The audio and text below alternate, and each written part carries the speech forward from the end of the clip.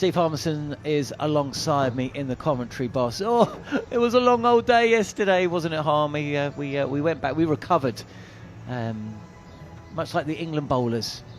That's how I like to think of it anyway. A couple of beers, joined by David Boone, Marcus Trescothick, Brendan McCullum popped by. Look, it's. I remember watching I remember go back to 1999, going into extra time. Manchester United 1-0 down in the Champions League final. Manchester United always score. Clive Tildesley, Solskjaer, Sheringham. You never know when you're just about to watch or listen to the biggest comeback in the history of your team. And boy, if England, I'm not even going to say if. I mean, it is ridiculous. And Manners is saying this 2 days ago. They don't need 2 days. England can wrap this up before tea on day 5, and then we can all head to our local hostelry. Yeah, I mean, I would take that seriously if you didn't have that daft hat on. And I'm sure you're looking at me going, that daft hat on your head. It's putting me off. You've got a Christmas tree on your head. And you can't see anything serious with that daft hat on. And I am going to say something serious. I think something special is going to happen today. I don't think it'll go to tomorrow.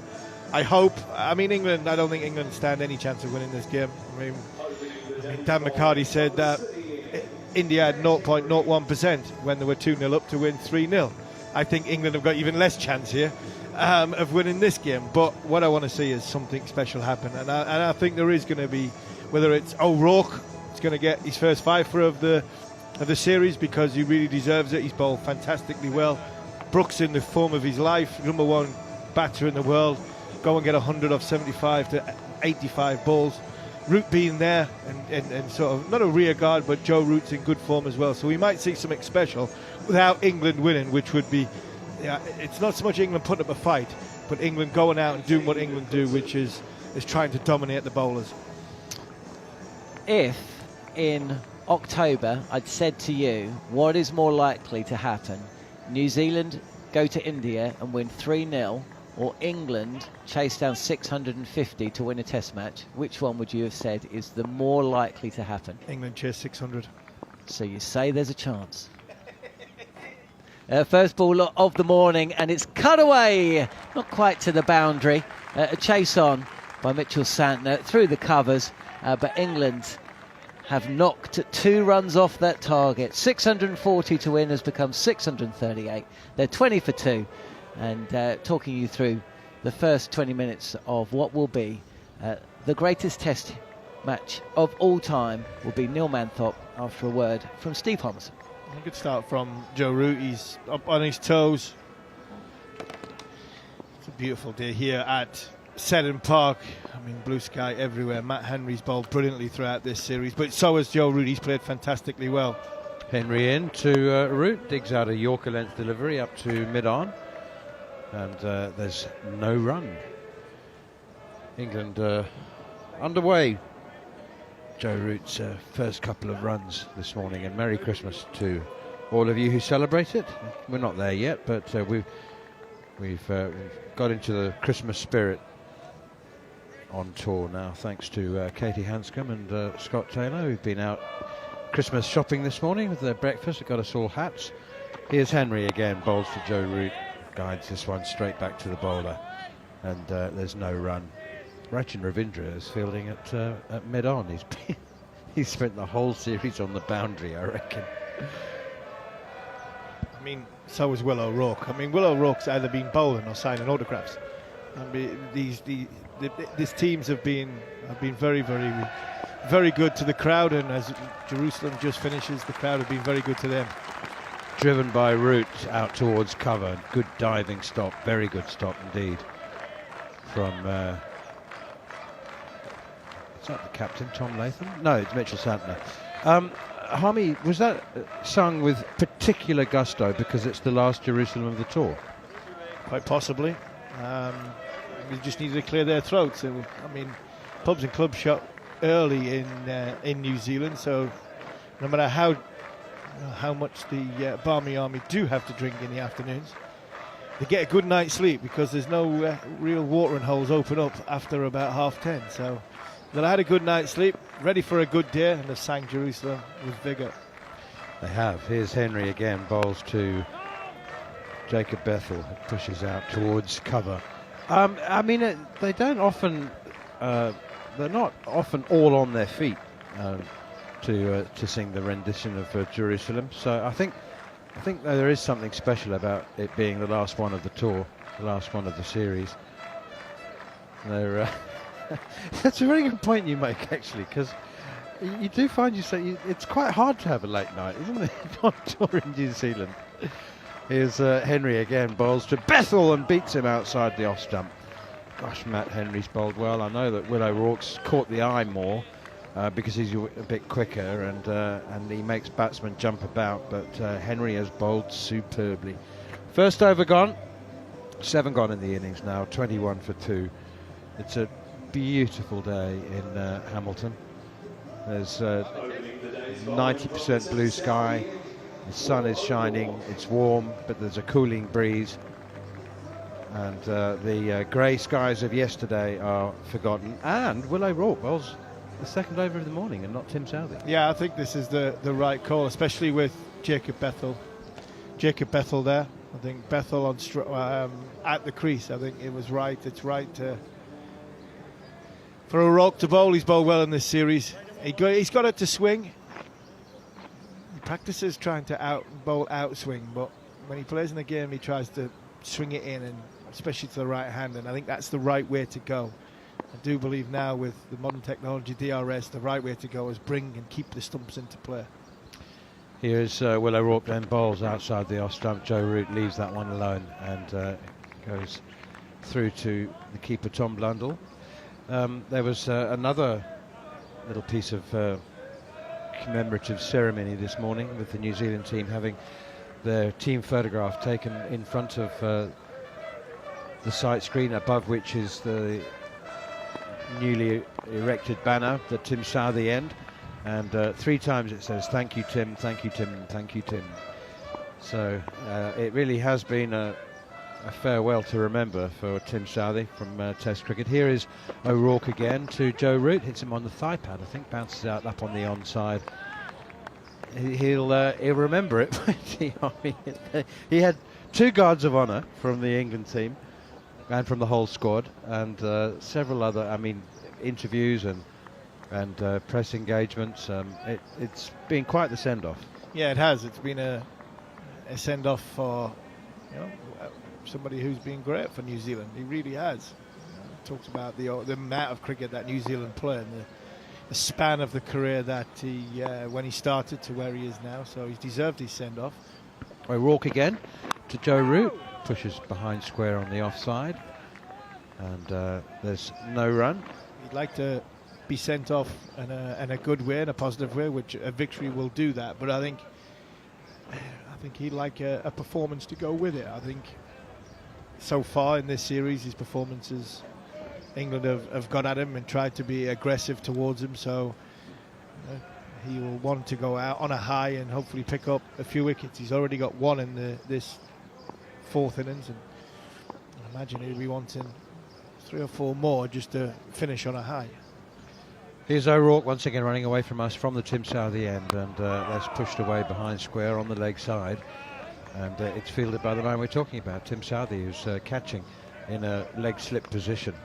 I wonder actually, Harmy, whether all of the emotional energy that's been spent by him has left him feeling a little bit drained. I half wonder, look, if he doesn't take 2 or 3 or 4 wickets today and New Zealand win, I think that will be satisfaction enough, to be honest. Yeah, I think so. I think he's got to this point, he might just want the whole thing to be over so he can enjoy it. I think going out with a win will be a celebration enough, and that's nicely played by Joe Root, back of a length from O'Rourke once more, and he gets right up onto the top of it off the bounce and plays it with a straight bat rather than playing it with a bat angled at 45 degrees or even a square bat, a horizontal bat. So that resulted in his downfall in the first innings when he was caught at backward point. This time it gets right up on top of it and steers it down to the wide third man boundary for 4, and England moved to 25 for 2. That's a good shot. Really is a good shot. total control. His fielders in there and the catchers in there. Not one point did you feel as though they were in the game. 2 slips in the gully and a leg slip, or a leg gully. Here's O'Rourke once again, bowls to Root, and he defends it and then fields it, traps it with his bat, and taps it towards Mitchell Santner fielding close in on the offside. 8 overs gone now, 25 for 2. Jacob Bethell on 9, Joe Root on 7. It is an opportunity, and they do come along quite often in Test cricket in particular, where you can play as an individual. Obviously, you bat in partnerships, you look after your partner, and Root and Bethell are now having a chat. But it is an opportunity, isn't it, Harmy? If Bethell and Root score 100 for themselves. Yeah, it's not. We have talked about sort of tough runs, good runs. There's no soft runs in Test match cricket. I mean, somebody's bowling to try and win a game. If you get 100 in the 4th innings and the game's already gone, I mean, they're not soft runs. I mean, the reason why you're in that position is because the opposition have bowled well. Bethell pushes square of the wicket on the offside towards cover, and it's Glenn Phillips who comes sprinting into field. So we go into Wellington, and a lot of people talked about Blundell, who, they were easy runs. They're not easy runs. They're nowhere near easy runs. Test cricket is so hard. Bowlers are on top. That's why you're in the position of losing the game. So if you go out there and you score 100, or you get a big score. Here's Matt Henry once more running into Jacob Bethell. 21-year-old left-hander tucks it nicely off his pads out towards square leg. Mitchell Santner chases. It'll be just a single. The official word from the excellent Danny Rubin, who's the ECB or the England team media manager, is that there will be a further assessment on Ben Stokes' injury after the Test match, but he is expected to bat in England's 2nd innings if required. Just one word I want you to define there. Required. Yeah, required. What would constitute a requirement? Common sense. Here's Henry again. Bowls. Root is forward, pushing it out wide of Rachin Ravindra at mid-on, wide enough for a single. But seriously, I mean, what would constitute a requirement? Tea time tomorrow. That's it. Tea time tomorrow. If he needs to bat, it'll be at tea time tomorrow. For a session on one leg to secure a draw, or it depends on how bad it is and how bad the sort of hamstring is. There's no point making it worse, because if there's a lot of cricket to come up, if England are still in the game, tea time tomorrow, he might bat. Bethell edges, and it flies away between 3rd slip and gully. Captain Tom Latham pursues it down to the boundary in order to retrieve it, and it's 4 runs.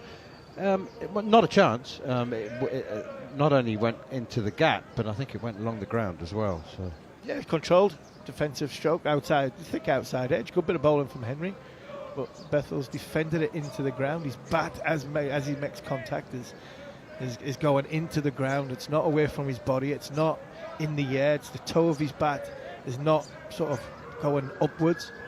Everything was going down. It was a well-controlled shot down to 3rd. Here's Matt Henry to Bethell, hits him on the pad and kept low, kept conspicuously low, but it wasn't in line. So it was. It's sometimes when the ball does keep low like that and hits batsman on the pad, you shout, don't you? Anyway, just because it kept low. Yeah, I think so. And I think, but from that length, from that length over the wicket, you'd say it's got to have pitched outside leg stump. But from a hamstring injury point of view, I think you have to let them settle down. So I would imagine you won't get a full extent of where what grading it is, 1, 2 or 3. Driven by Bethell, thick inside half of the bat, and it was an off drive, but it's gone through mid-wicket, and he'll be able to come back for 2 runs. How many, is it too many to count, but how many serious hamstring injuries did you have, and did you Mine was the end. I had one right at the very end. That finished me off. I tore my hamstring. Because you couldn't bear the thought of the rehab? The little bit of the rehab, but the extent of it. I was in last year of a contract. I did it in a pre-season game, and it was torn right more or less off the bone, and it took 3 months to get over, just over 3 months to get over, and that was the end for me. I knew I didn't have the fight to get over that hamstring injury to then back end the season try and fight. There was nothing, no goal at the light at the end of the tunnel in a way, which is international cricket. You always come back, rehab, get back to the end of the season. So once I had my hamstring injury, that was it for me. My retirement came. O'Rourke once more from our commentary end, bowls to Joe Root, who pushes up to Mitchell Santner at mid-on. Will Ben Stokes, what's the likelihood that Ben Stokes kind of knows now how bad it is, or how mild it is, hopefully? I mean, will he think it's a... Well, he'll know because he's done it before.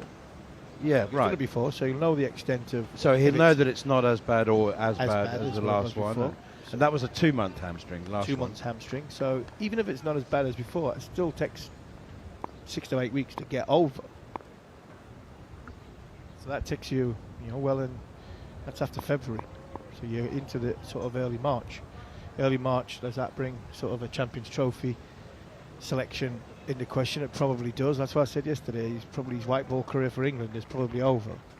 And now it's just about 11 test matches. Get him fit for the start of the summer, test match summer against Zimbabwe. Then you've got India, then you've got Australia. And then if there's a decision to make on what format he plays, prioritises after that, then the white ball might come in if the test career becomes harder for him from a body point of view, or he just continues being the best England captain he possibly can be. He's a bloody good one. O'Rourke to Joe Root, again pushing up towards mid-off, fielded by Kane Williamson, and there's no run. It's 33 for 2. Joe Root has 8. Jacob Ethel has 16. The world's top players are now beginning to be very precise about planning their years, planning their careers. There are more and more players who still play international cricket who are saying, I'm only going to play 2 other things. I'm going to play international cricket, whether they're red ball or white ball, and very few multi-format players now. Here's O'Rourke again. It's dug out by Joe Root. Not only dug out, but timed superbly. Looked like he dug it out, but it's travelled to the long on boundary far too quickly for that to be a dig out. He's hit that. Tempted Yorker from O'Rourke. Looked like Root was defending it, but he's timed it very, very sweetly. Yeah, he's used the pacer at 145 kilometres an hour, and he's just made sure he's got a straight full face of the bat on it, and no fielder straight behind the bowler, so off it pops for 4. Former England captain moves on to 12. Into double figures. 2 slips a gully and a leg gully, and a backward point mid-off, mid-on, as O'Rourke is in again to Joe Root, pushing up to Williamson, who's patrolling the mid-off area. So as I'm saying, so Ben ruled himself out of the IPL. Money aside, that is an arduous tournament. That really takes its toll physically and emotionally. And mentally, yeah. Mentally, yeah. So he identified the SA20 as being his one jolly outside of international cricket a month. It's a very family-friendly tournament, and over the festive season. Oh, that's a bouncer, and it's taken off. It's flown over the keeper's head. I'm looking at Hassan Raza. Please don't signal buys. That's just monstrously silly. I mean, Tom Blundell wouldn't have stopped that if he was standing on Will O'Rourke's shoulders, and he's 6'5". That's just not fair. It's I'm just a sorry. stupid decision. Absolutely stupid decision. Of course it's a wide. Not only did Tom Blundell not be able to, Joe Root wouldn't have been able to hit that if he'd thrown his bat at it. Played a tennis overhead smash, he wouldn't have got to it. Anyway, it's 4 runs in England. England will take them 41 for 2. Here's O'Rourke once again to the crease now. Bowls down the leg side, and Root leaves it alone. This is a speculative appeal from Tom Blundell. Root wasn't even playing a shot, let alone getting anywhere near it. Bethel 16, Root 12. England set yesterday, I'm sure you know this by now, but I'll remind you, a target of 658. It's the highest total that New Zealand have ever set anybody in the 4th innings of a test match. It's the second time they've set a target in excess of 600. Harmy, we had it on from a reliable source that if New Zealand could have, they would have been still batting this morning. Yeah, we heard that, and it was like, really? Yeah, I mean, yeah, I'm speechless at that. I really am. What were they looking for? 1,000? Give England a real tough chase. Kane Williamson and Daryl Mitchell were still in. We were told that they'd probably have battered on. If that's the case, England would have been chasing 750, 800. People were having a go at me and saying those Stokes would be disrespectful to the game if he declared on the second day of a Test match to set it up to win it. Here's Matt Henry. That's a beauty. Another one to Jacob Bethel, beaten outside the off stump. Well, I asked you from a very much a dispassionate third-person perspective, because England could have done that. England were leading by 480 at the end of day 2. And I just said to you, do you think some people would think it was disrespectful if you declared at the end of day 2? Because, I haven't experienced that before. I've never seen that before. Henry in again to Bethel, who drives up towards mid-off, fielded by Williamson again. And they could have done. They could have declared at the end of day 2. Would have if Joe wasn't close to a milestone. And he was 65, wasn't he? No, 70. He was 70. Overnight 73, I think. So that's why they batted on the third morning, and they set New Zealand 580 at the Basin Reserve. And that was reasonable. The declaration came lunchtime on day 3. Here's Matt Henry again to Jacob Bethel. Hits him on the pad, deflects into the slip cordon, fielded by Tim Southey. But it would have been quite hard to rationally justify New Zealand batting on for the fourth morning with a lead of 700. Yeah, I think that was a bit too. That was taking the game too far. If you think England are going to get 600 or 700 and have to get 750, wow. The game has gone then. Worrying about leaving them 2 days. Here's Matt Henry again, bowls to Jacob Bethel, and that's played defensively straight back to the bowler. We've only had 20 minutes, but Bethel and Root look like they're, quite rightly, look like they're going to play a little bit of traditional Test cricket, rather. I almost said old-fashioned. Traditional Test cricket. They're going to play each ball on its merits. They're not going to be launching a counter-attack. Not yet, anyway. Henry in again. Bowls. Bethel drives. Thick inside edge. Down to fine leg for 4. Matt Henry has good reason to suck air between clenched teeth and run his fingers through his hair, because that's frustrating when that happens. Yeah, there's no fielders there. Even leg slip, that would have beaten leg slip on the inside. A little bit of luck for Jacob Bethel. There's an element of luck gone New Zealand's way in this Test match. I think England have had the luck. The little rubs of the green go their way throughout this series so far, apart from the first 3 innings of this Test match in England. They've had a little bit this morning. That's a good inside edge from Jacob Bethel. Could have gone crashing into the stumps. It was very close to leg stump.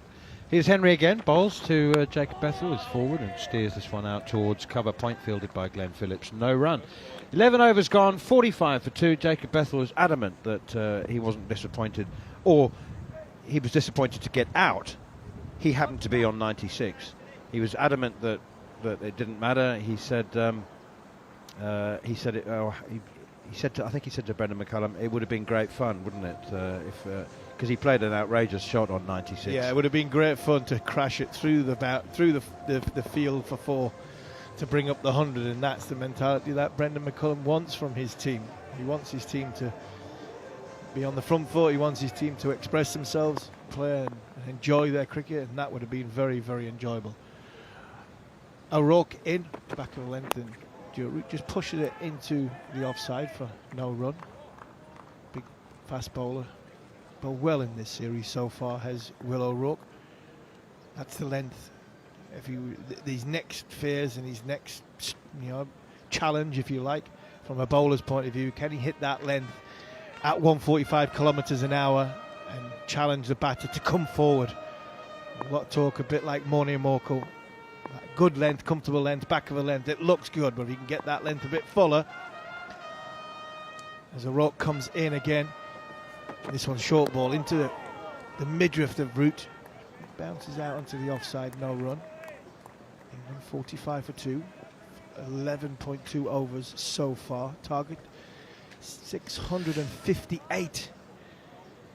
And you're going to have to talk through every single delivery. I'm not going to talk again. I'm going on strike. You're in a good mood this morning, Harmy. Can I run you through a scorecard which might just dampen things slightly? If you're going to tell me somebody's chased 653, yes, you will put me in a bad mood. Well, we know that hasn't happened because Gary Morgan sent through the highest scores successfully chasing the first-class game as targeting the pads this time. Rook, and it's clipped to a leg gully, no run. So 653, I think, the highest first-class one. He'll be listening. He'll The tell us again. timeless, 1930 something. I'm not going to take you back to 1930 something. I'm going to take you back to a test match that took place near enough 9 years to the day. Not here in New Zealand, but in fact a place in the world as far removed from Hamilton as you could possibly get. As Root comes forward and tries to play defensively against O'Rourke, and that hurries him up a touch and hits the inside portion of the bat onto the pad, or possibly the other way round, but Root's well outside the line of the ball. South Africa are in Delhi for the 4th test of a 4-match series. 2-0 down. I remember this. One match had been rained off, and they're coming up against India. India bat first and make 334. That's 118 overs. O'Rourke again, as this is dug in.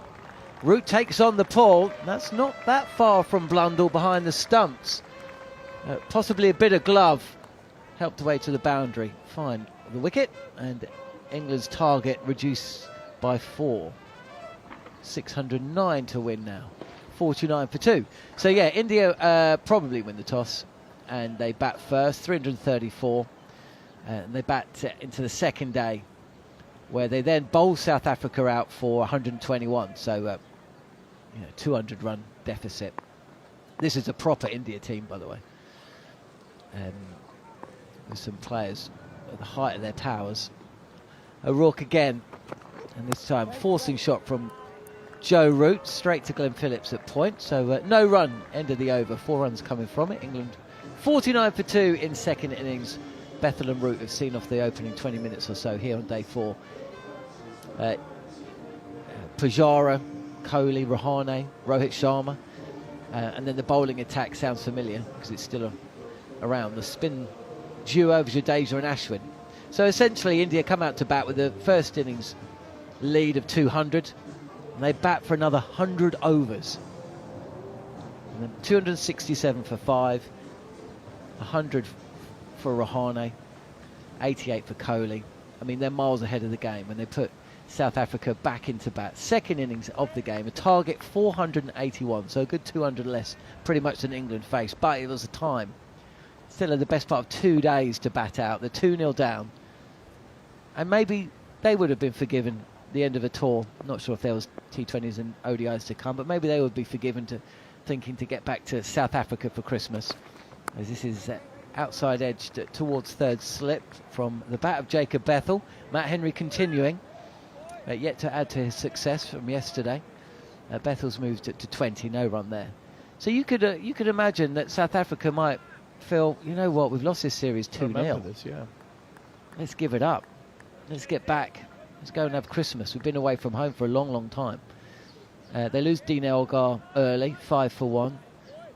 Neil Manthorpe's favourite player, Temba Bavuma, hits 34, but he perishes as Bethel is beaten by a ball that comes into the left-hander. No run. And then something changes, and I'm sure Manners, when he comes back on, he can explain what it is that changed. But, I mean, before that Bavuma wicket, he'd taken 117 deliveries, strike rate of 29. You know, obviously, South Africa are thinking, all right, well, the 481 is a world record chase, and we're not going to chase that down. And something must have happened to make them over the wicket. And Bethel just steps down the track and with a beautiful swing of the bat, just clears his front leg and hits this pretty much where it came, over Henry's right shoulder and away to the boundary for a beautiful 4. 53 for 2, 50 up for England, 605 runs needed to win. Something must have changed within the South Africa camp, because they are not giving up. And then what happens or occurs over the course of the next 2-3 sessions, I think would probably test even the patience of you. Yeah, it was. It was A.B. de Villiers, wasn't it? A.B. de Villiers batted for 354 minutes. Off his pads this time to square leg, backward as square from Bethel, who takes another single. He moves to 25 to score 54 for 2. So Temba Bavuma hit 34. It took him 117 deliveries to do so, but his strike rate of 29 is almost Kevin Peterson-esque. Hashim Amla, 25 from 244 deliveries. Do you know what strike rate that is? You're talking to a man who's got no GCSEs, John Norman. 10. A strike rate of 10. Henry again, and Root pushes this to the offside. There's a half a thought of a run, but the field is in. Catching fielders wherever you can see. 3 slips, a leg slip, a backward point and a gully, extra cover, mid on, and fine leg, William O'Rourke. Yeah, I'm sure me bowling at this point would be, I mean, I'd be on my knees, but... Well, between them, Ravindra Jadeja and Ravichandran Ashwin bowled 96 overs in the innings. A.B. de Villiers, slightly faster than Hashim Amla. His 43 came at a strike rate of 14. This one kept a little bit low. Joe Root gets his bat down on it in the nick of time. It was coming into the pads, and if he hadn't managed to get the toe end on, I don't think even he would have bothered reviewing that. 54 for 2, end of the over, 5 runs coming from it. England needs 604 to win. You're listening to TalkSport 2, or you're watching via the TalkSport Cricket YouTube channel. Faf du Plessis, I mean, you know, this is a guy that loves to play shots all around the wicket. T20 specialist on the franchise scene now. 10 runs from 97 deliveries. Strike rate of 10. And between them, they take the game deep into the afternoon session. They bat out, actually they go beyond tea on day 5. 70 odd overs on day 5 they bat before finally getting bowled out. If England can bat that length of time, England might have a chance of winning the way they play on this surface. If they bat the length of time, I mean, we'll have very little to talk about. Oh, I've just noticed an uncanny, maybe it's a sign. A sign? I've seen a sign. Oh no. Round the wicket is Tim Southee, and this is pulled up and over mid on by Jacob Bethel, starting to show us some of his one-day shots here. 4 more. Score moves along, 58 for 2. Just seen a sign, Harmy. This is incredible. This is going to absolutely astonish you. Come on then. In second innings, South Africa scored 143. From, by the way, 143 overs.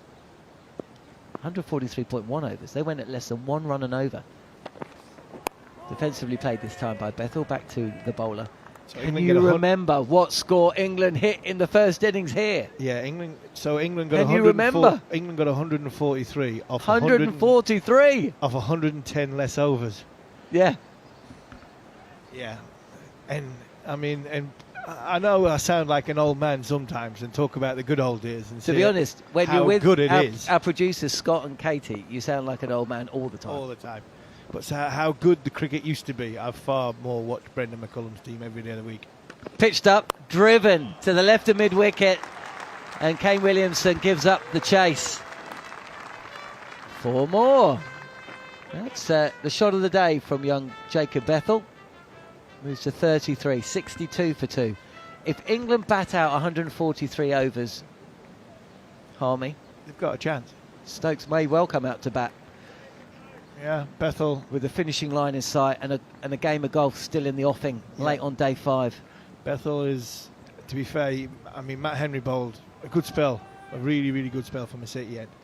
And Jacob Bethel, You know, he waited for the right one, went down the wicket and hit him over the top. That was a good shot. Tim Southee's come on. They've got an effort to go straight at him. That there, half volley outside off stump, but it was executed perfectly. It was a really good shot by young Bethel. Left alone this time on a length by Southey, in and around off stump. Highest fourth innings total in fourth innings of a test, win, lose or draw. 654 for 5. England versus South Africa, you're right. So what were they set here? 658. It's on. It's absolutely on, Harmy. You are not playing golf today, and you're not playing golf tomorrow morning. You might be able to squeeze in 9 holes tomorrow, late tomorrow, but we're probably going to need you to be on Times Radio, TalkSport 2, TalkSport, probably Talk Radio. Pulled again, and not quite as well timed as the pull shot earlier on in the over. Goes a touch straighter, and Rachin Ravindra comes into field, so just a single. 9 runs coming off the over though. Joe Root about to face the final ball of what will be Tim Southee's third over, 63 for 2.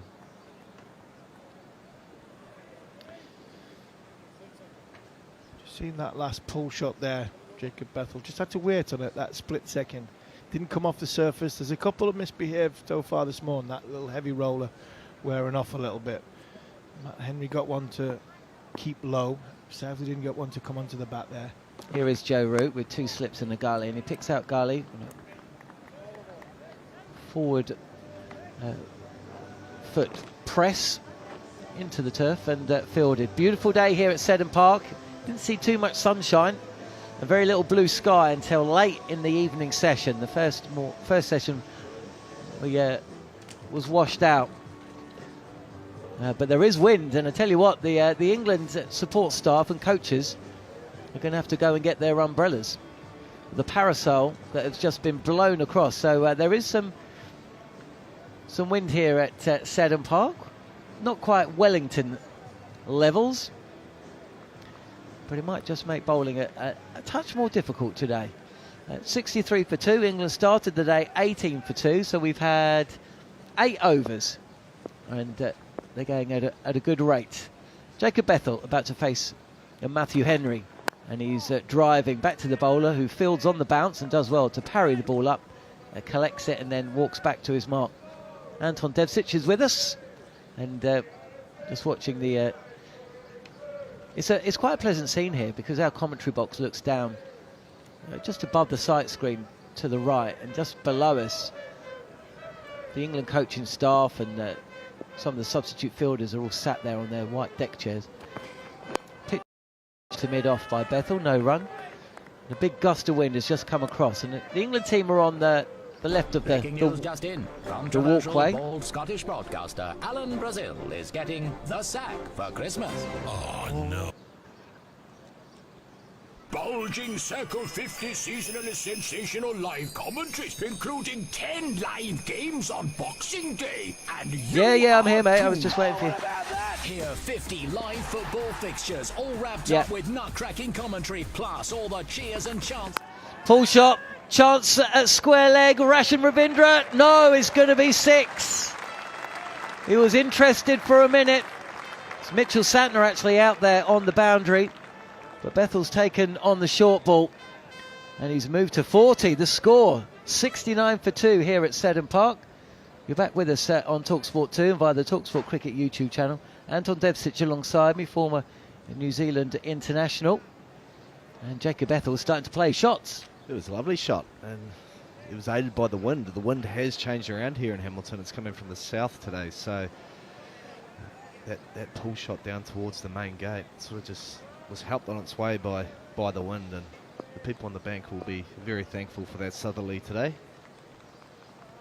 Southey again, Henry again. This is another short delivery which Bethel shapes to pull, and then realises it's just a little bit higher and withdraws from the shot. 69 for 2. Bethel's 40, Joe Root 16. That was a good shot. We've seen some really fine shots from Bethel, couple down the ground. That pull shot flat batted for 6. And the fans that have turned up today, and it's not a big crowd, but certainly if you travelled over from England, you're enjoying the conditions, the space afforded to you over on those banks, those big banks, or on the seats to the left. Sun's out. That's way too short. Be called a wide and sails over Blundell's head and away to the boundary. Just below us here. 5 more runs to the score. 11 from the over. England moved to 74 for 2. And of course, New Zealand have come in with just the 3 seamers, so at some point we're going to see some spin from Mitchell Santner, who picked up 3 wickets in first innings. But if England are looking to target the pace, you can imagine they're going to do exactly the same to Santner. Yeah, I think so. And New Zealand will be, I think, you know, the way this game's turned out, they'll be relatively happy with the way they've selected their side. And Bethel, I'm really impressed with Bethel. Although he's been aggressive, he's been very selective on what he wants to hit, and his tempo throughout this innings so far has been outstanding. Here's Henry again, angling a ball in onto the pad of Bethel, who comes forward and just pushes this in front of square leg and comes through for another run. Yeah, I think it's not all been about, you know, running down the track and just trying to smash every single delivery as far as a ball can be hit. He's been selective with his shot making, hasn't he? Yeah, and he hasn't tried to overhit it. This wicket has shown that the bounce can be variable, and I guess the positive part about this partnership is you are batting with one of the best batters in the world. I know Harry Brooks ranked #1, but Joe Root's been there for a decade or so. Maybe that first baller's seen him drop down again, who knows. Driving is Root, square of the wicket though. Propping forward, and Matt Henry ends up on his knees. And this is the other good thing with Root. He's happy to play second fiddle. He doesn't mind. He sees a guy going well at the other end, then he'll adopt his game, change his game accordingly. He'll play every ball on its merits, but if he needs to get the guy back on strike, then that's what he'll do. He has, of course, taken the strike for the start of the next over, and Tim Southee is set to continue. It was a great moment yesterday. It was interesting to hear. He said when he walked out to bat yesterday, he'd never felt more pressure in his career to hit those 2 sixes that he needed to get past 100, and sadly just fell short. Funny you say that, because I remember the last tour here in New Zealand, Ben Stokes was trying to knock off Brendan McCullum for the amount of sixes, and he said the same thing. Stokes has managed. He's well clear now, isn't he? As that Root's forward, just opens the face of the bat a touch. It's fielded at gully. 2 slips at gully, backward point, cover, mid-off, mid-on. There's quite a square mid-wicket. Fine leg. And, of course, even New Zealand wouldn't put defensive field settings out there with a lead of 582. Never say never. Well, we'll see when that slip's taken out. Southee again bowling over the wicket, and trying to come forward is Root. Plays behind the crease with a straight bat. How long do you think it'll be until we see a bowling change? It seems like we've had quite a lot of action, but I suppose it's only been 9 overs. Southee's only bowled 1.2 overs today, bowled 2 last night. Henry has bowled 8 overs in total, and O'Rourke has bowled a couple this morning and 1 last night. So it'll be a while till we see, a few overs until we see Santner in. On a length and defended by Root again. He's 17. Bethel at the other end fell one boundary shot short of a century in the second Test match. Is 41. 76 for 2. I think you'll see O'Rourke swing around, because the wind is coming from the opposite direction as what it has been, and for the first couple of overs there he was actually bowling into the breeze, so I think potentially the fast bowlers might do a little bit more work up the top there, and the spinners come from the Tim Southee end today. Well, we had Frankie Mackay in the commentary box. His Root is down the track and clipping off his pads. There's a chase for fine leg, who is quite wide, and successfully done so it would just be 2 runs to the score. We had Frankie Mackay in the commentary box for the first Test match, and she was trying to run through the southerlies, the southwesterlies, the northerlies. I've spent a lot of time in New Zealand, as you know, for the last 15 years, and I still glaze over when people start talking about the different direction of wind. Yeah, well, I stick to north, south, east and west. I don't get into the northeasterlies or anything like that. It's far too confusing for me, but If you don't get it, then I've just, got no chance. All you know is the northerly's generally a hot wind, southerly a cold wind. I'll take that. Pitched up by Southey, and once again Root, who's playing his own game in his own time, punches this 2 point, no run. You got golf planned for tomorrow? I've actually got... You've got kids, haven't you? Well, I do, but I've palmed them off again to the wife. Oh, wow. What's your secret? Well, I don't know. When the cricket finishes, that's my time secret is the man bowling here has invited me out to a horse racing stud, Waikato Stud, out in Matamata, and we're going to spend the day... I don't know what we're going to do out there, but I bet you could imagine. Oh, surprising bounce from Root. He's outside, edged it to second slip, and the chance has gone down. Very unlucky for Tim Southey there. Hard length delivery just outside off stump. Joe Root pushes at it with hard hands, and I think it's Tom Latham at second slip. Might have just got onto him a little bit quicker than he was expecting. Hit his hands and he's put it down. A relatively regulation catch too. That's a big chance gone down. Oh dear. Did you say Tim Southey's invited you up tomorrow? Well, he said after the test match. So okay. He isn't. He might want to cancel those plans. Well, mate. he might want to after listening to the first part of this commentary. Yes. Daniel McCarty's going to come in to continue comms after a word from Anton Devsic. Yeah. So been lucky enough to be invited out there, which would be nice to share a beer and a bit of food. It's actually Brendan McCullum's next door neighbour, so hopefully he's out there as well. We have Matt Henry here continuing from the city end. Joe Root, after last ball of Tim Southey's over, he's getting a life. It's one thing New Zealand don't want to be doing. This early stage is dropping Joe Root. Relatively regulation catch too. Morning, Anton. Morning, afternoon, evening, wherever you may be listening on TalkSport 2. As Matt Henry continues from the city end, starting with the ball that lifts into the armpit of Joe Root, takes the hand off the bat but steers it through the square leg region for a run. Henry into his 9th over. It's the 6th of this opening spell. Got rid of Zach Crawley. Oh, surprise, surprise. Ben Duckett, the other man out late last night, for 5 and 4 respectively. 18 for 2 at the start of the day's play. And really, he should be 80 for 3. That needs to be taken, Tom Latham. I feel like I'm in Christchurch. He dropped 3 catches. Bethel now steering the ball nicely away through mid-wicket off the front foot. But one good chase by Ravindra from mid-on prevents a second. Bethel's looking very assured. He's 42 off 43, doing it nearly a run and ball, 81 for the loss of 2. And you can identify a moment of this series, dropping Harry Brook on 16 in Christchurch. Yeah. Changed that game. Well, it did. And then they dropped him again. Times and as well. again. And again.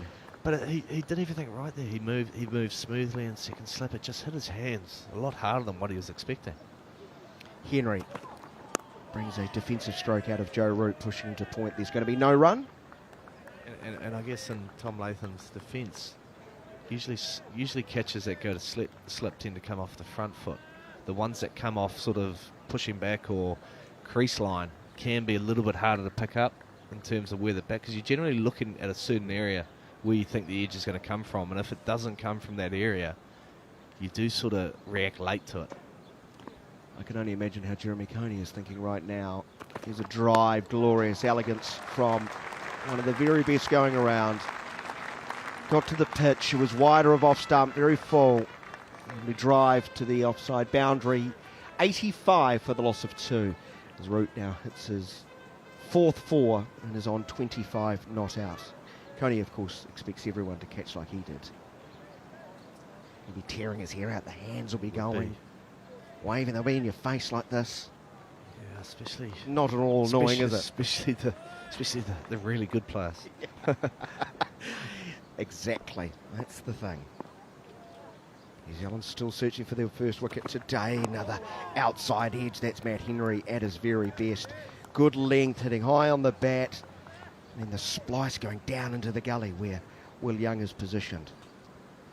We were talking yesterday about when you're out of a bit of form and you feel like you're getting all the good deliveries bowled to you, and then the guy down the other end seems to get all the luck. I can't quite see Zach Crawley down the bottom there, but I can imagine he is thinking that, because I felt really sorry for him yesterday. I didn't think that LBW was out. Full inside edge, big appeal for LBW. I heard two noises, certainly not going over. Turned down, and New Zealand, cursory sort of chat. Hats are coming off. Southey's already given it to Latham, the captain, so there won't be a DRS review. 85 for the loss of 2 at the end of the over. Bethel 42, Root 25. Though any New Zealand cricket fan might just talk to that, read it in the newspaper.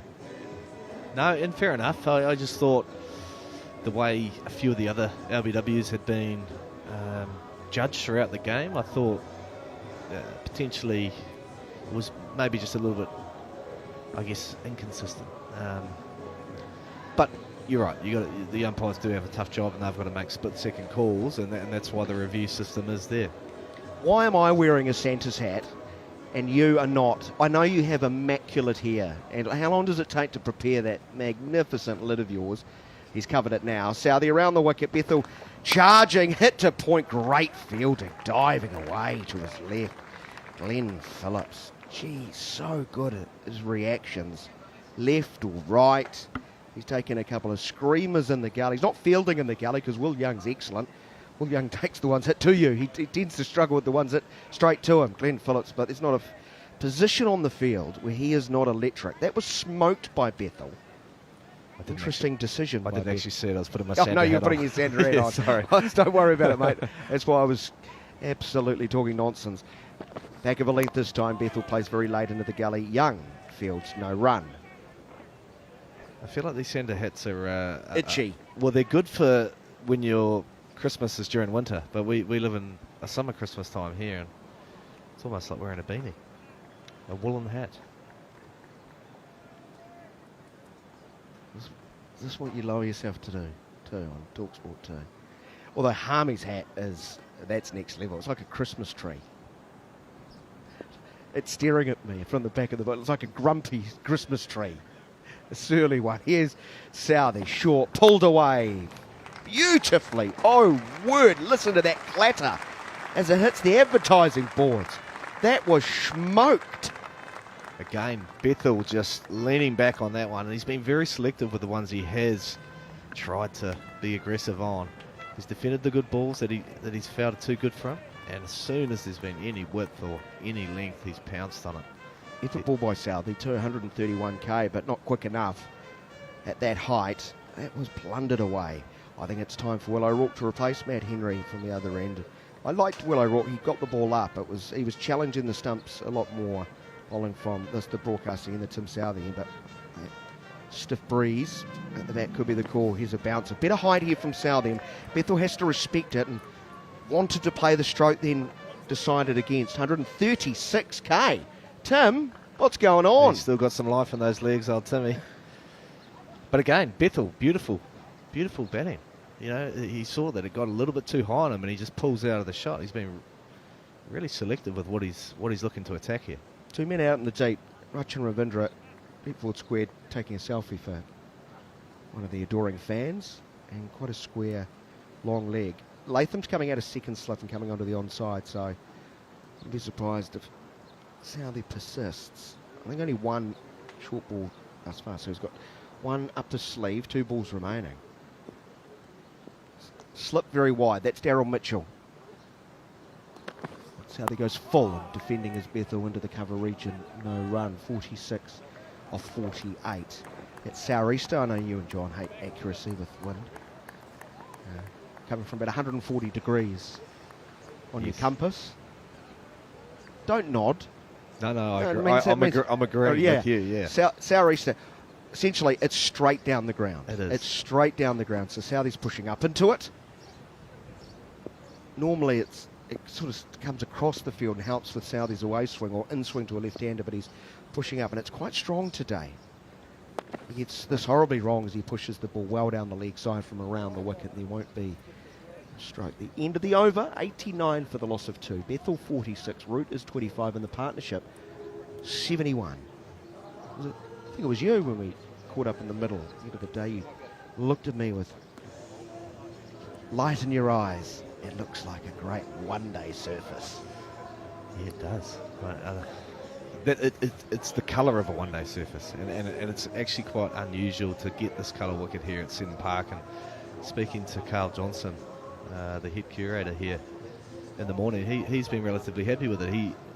It's very hard to see the cracks, but once he pointed them out to us when we were out in the middle, there is a vertical crack basically going from stump to stump, and it's just outside the right-hander's off stump, I guess. And I thought back to one of the... Which end would that be bowling from the city end, yeah. And I think back to a ball that Zach Crawley got last night that cut him in half, and I would put my money on that it was that crack that made it nip back. Will O'Rourke's back into the attack, this time from the city end, bowling downwind, full of length than what I was expecting first up, but right in behind Joe Root. So 2 slips, a gully, point mid-off, mid-on. Deep square is back. Ravindra getting another selfie in. He's good with the fans, he really is. One day I hope he doesn't get caught out. Fine leg, gully 2. That is Tim Southey. Root just surveying where the New Zealand fielders are on that onside. O'Rourke from the far end. Looks like he's pushing him from the side screen. It's a very long run up. Imposing figure. I was wider of off stump, steered off the front foot with the open blade straight to ground to the gully. Well, this is the end where the crack is running down the off stump line. So Joe Root just doing a little bit of gardening there. He's obviously seen where Will O'Rourke's trying to hit that crack, but this will be a true test for Joe Root, because Will O'Rourke is slightly quicker than the other two, and if he can find either edge of that crack, it could, well, there's no, he doesn't know which way it's going to nip, but it just creates a little bit of inconsistency. I don't know what Scott's angling at me in the background. Looks very happy, whatever it is. Wider of the crease, he bowls. Pulled away out towards Ravindra, who will slide with his legs. But it was always a hopeless cause. 4 to Root, who just got inside the line nicely and ushered the ball away. 29 to Root. Bethel 46. Sits down. Don't you have somewhere to be? Important people to see and talk to? No?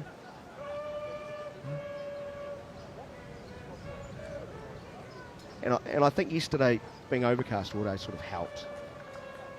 With those cracks not separating a little bit more. Heavy roller, of course, squeeze those together. To a reasonable quick succession change of innings, and of course again today. It might just open up because it is bright sunshine. Here's an inside edge and a cut stroke attempt from Root. Second time today, England got a fraction lucky.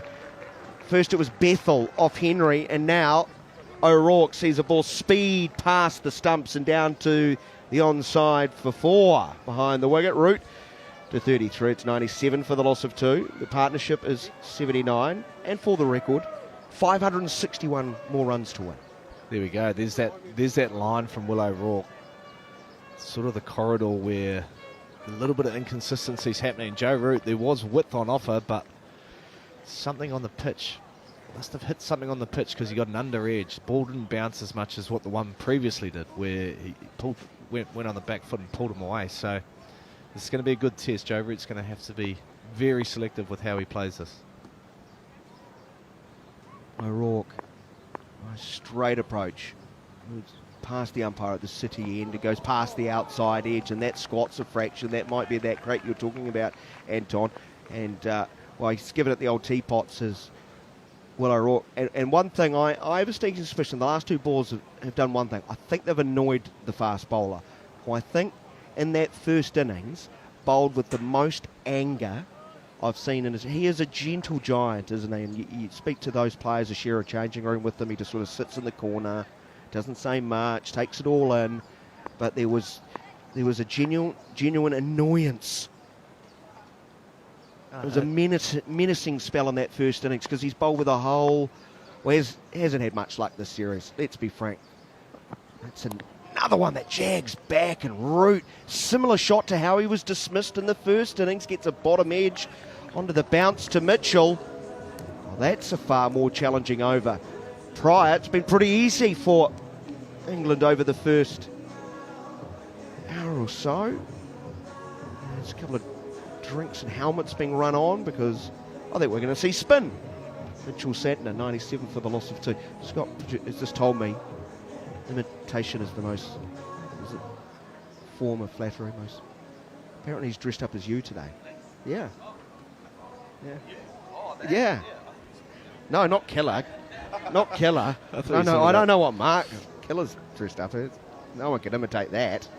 I thought it was Forrest Gump. When he goes for that long Yeah, run. that's true. That is good. It is. Forrest That's Gump. better. Needs There the we cap go. round the right way. Yeah. Well, let's hope he just doesn't decide to go home. Wow. No, I'm done. I've done enough. Just stops and goes home. So Mitchell Santner will push up into the breeze. 23 wickets this year at 19. I don't think too many New Zealand cricket fans had that on their Test cricket bingo card heading into the season, including 3 for 7 of 3 overs in the first innings of this match. He got rid of Pope, who just couldn't defend a ball that bounced and spun a touch, caught it first slip. Ben Stokes played I thought, a predetermined slog sweep, missed plumb in front LBW, and cleaned up one other in the tail. That wind is picking up. You can hear it in the effects, Mike. The rustling of the trees, persistent from over the wicket, bowling to the left-hander Bethel. Bowles pushed to cover, no run. Bethel 46. We've enjoyed from Bethel. I'm about to shoot off, but after this over, man, you know, huge ask asking anyone about it number 3 in New Zealand where it can seem around. Of course, everyone's discussed no first-class hundreds prior to it. He's a reverse sweep attempt that's hit the pad and ballooned up towards slip. Not taken by Mitchell. We'll check the replay, Seth. There's a bit of bat there. I think it's just off the pad myself. Just died before him, didn't it? Hit him outside off there, but this is a good end from Mitchell Santner to bowl from because the wind, that southerly wind will aid a little bit of drift, and he does tend to be a little bit round arm, which can be quite hard to pick up at times for a batter. Bethel waits. Slip, short leg, catching mid-wicket. Nathan Smith's on at cover 2.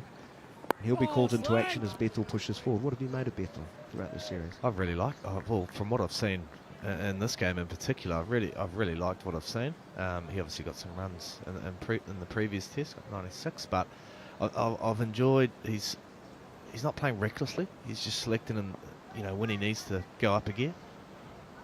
He goes back and plays with the straight bat to Santner. I'll look around the box. Maybe light a fuse on the way out. I predict he'll open in the Ashes at some stage.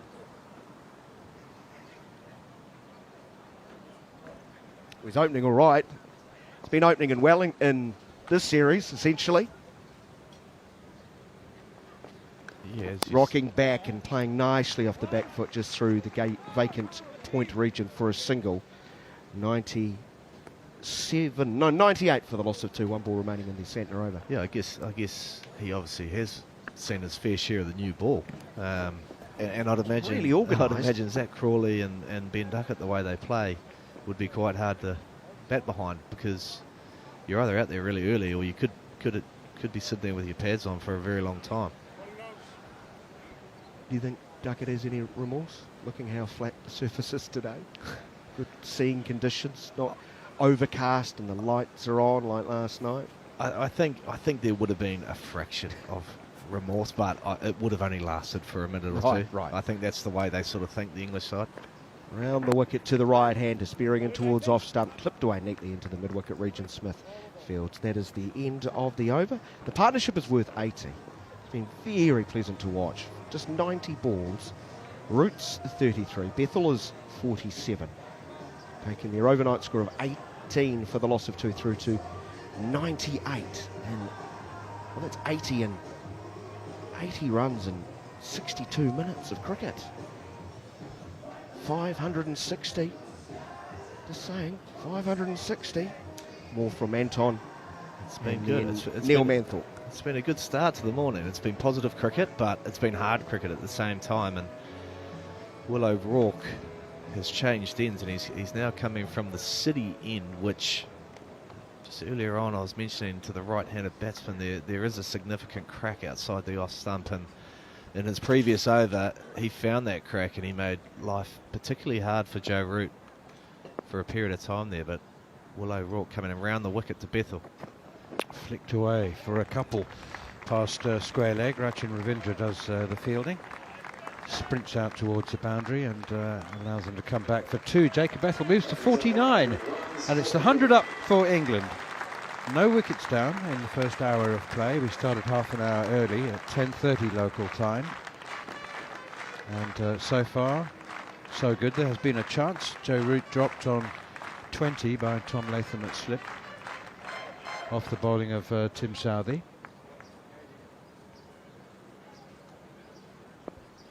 100 for 2, England.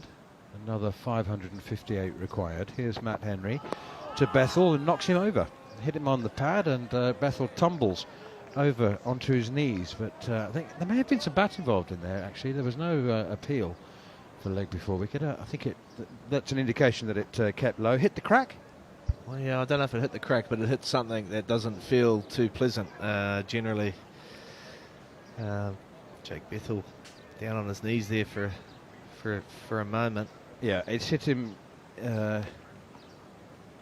in the Sunday lunch, the meat and 2 veg, 100 for 2. That's very uncomfortable, and there's absolutely nothing you can do about it. He's standing with his legs apart, like that's going to help. And Joe Root has had a wander down from the non-striker's end to have a giggle. Jacob Bethel there, it didn't keep low at all. If anything, it bounced a bit more. Yeah, well, I think he's wishing it kept low. just a couple of inches lower would have been fine.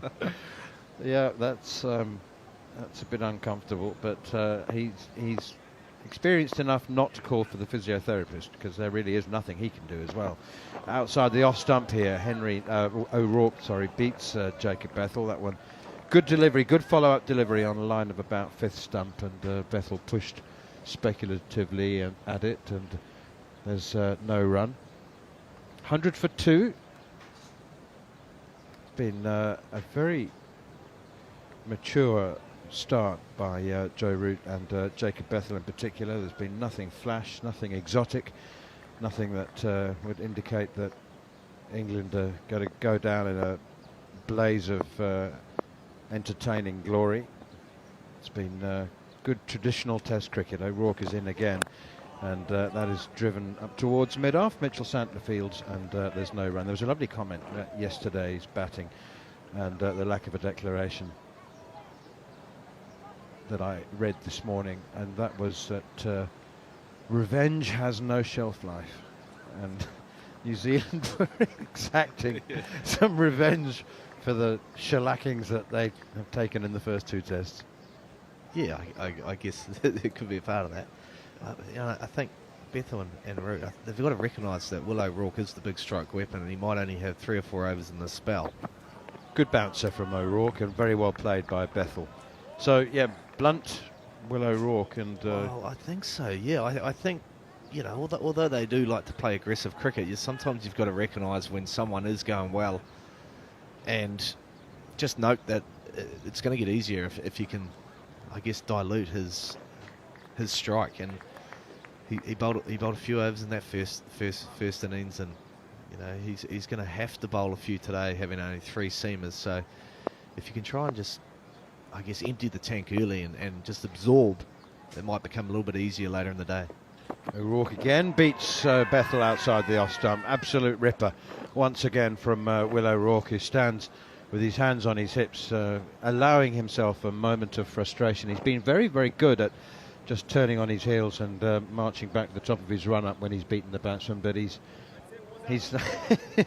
body language would indicate that he's feeling a little bit of the okay, enough of this now. Could you just edge it, please? Yeah, a little bit of frustration there. But Bethel, you know, he obviously took one to the groin, 2nd or 3rd ball of that over, and Will O'Rourke followed it up beautifully with ripstorm of a delivery. Just bit the outside edge, and Bethel's still there.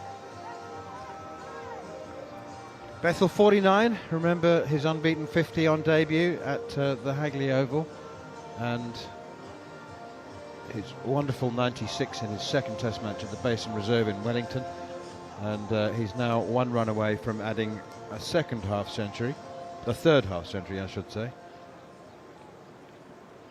Mitchell Santner to continue with his left arm spin. He's got a man at backward short leg, orthodox slip, catching cover. They're the stationary fielders, apart from the keeper. That's tucked away nicely by Joe Root behind square on the leg side. And Rachin Ravindra does the fielding, so a different field completely for the left-handed Jacob Bethel, not only because he's left-handed, but because New Zealand have different plans for the two batsmen. So, interestingly, the backward short leg remains in place for both fielders, for both batsmen, right-hander and left-hander, and the slip. And the catching cover becomes a catching mid-wicket or a mid-arm as Bethel pushes firmly down towards long on, but doesn't reach long on because Santner steps across to his right and fields 101 for 2. Joe Root 34, Jacob Bethel on 49. Be quite something, a half century in your first 3 Test matches, maybe more as Bethel drives again back down towards the bowler. I can hear the sound, even though he's 12,000 miles away. Gary Morgan, our statistician, tapping away. The moment I said half century in his first 3 tests, Gary's going to send us an information on England batsmen who have done that. And there is 50 for Jacob Bethel, tucked away past Will Young at backward short leg. And Jacob Bethel reaches a 3rd consecutive half century, coming from 63 balls, 8 fours and a pulled 6 off Matt Henry over square leg. Yeah, very well played, Jacob Bethel. 3rd 50 in this series, and all in the second innings. All 3 have come in the second innings. He's batted very nicely as this young man. He's stuck to international cricket like a duck to water in both formats, red and white ball cricket. Here's Santner again, balls to Joe Root. Given a life, you don't want to do that too often for Joe Root, pushing it back to Mitchell Santner. And there's no run. Just reaching for my my messaging service from Gary Morgan. Here's Santner again, bowls to Root, who cover drives beautifully down on one knee, and it's racing away to the boundary for 4. Had to reach for that. It's a super shot from Joe Root, but it was full, not really a half volley. It was the width that tempted Joe Root, and he had to reach for it, didn't he? A stretching cover drive. Yeah, it was more of a slash drive, wasn't it? He has had to reach for it. Where I think lesser players who aren't as good as Joe Root, when they're playing that shot, their right shoulder comes in too much, and then they try and either hit it too hard, or they try and hit it too straight. And Joe there, he's gone, he's waited, and then with a flick of the wrists, he's meaning to hit it through the sort of cover point region, and executed it absolutely perfect. Yes, he was playing miles away from his body, but at no point did I think he was out of control, in total control of that. Hits it into the ground, and it flew away through the vacant cover point region for 4. Will O'Rourke once more from the city end up to the crease now, bowls to Jacob Bethel, who clips, lovely super looking shot, but only as far as Williamson, tumbling and fielding at mid-on. Decisions to be made, Harmy, for Tom Latham and Will O'Rourke. I presume that Will O'Rourke will be involved in the decision as to how many more overs he bowls, or maybe that's just Tom Latham's decision. But as Anton Devcic was saying, if he's identified as the main weapon, then perhaps that accounts for the respect with which Bethel and Root have played him, and the feeling is that once he's out of the attack, they may be able to think more about counter-attacking, and Bethel pushes square of the wicket on the offside, and there's no run. There's no reason they should, of course, but O'Rourke now into his 7th over. Do you just squeeze as much out of him as possible while the ball is still reasonably new? Yeah, I think try and identify, is he looking like getting a wicket? Is he challenging? Are the batters set? Are they scoring comfortably off him? And I think he is still challenging, but there does come a point where you go, right, one more over, because if a new batter comes in, this wicket's going to be even harder to sort of start your innings off. And who's the one you want to face? It's either Henry or O'Rourke.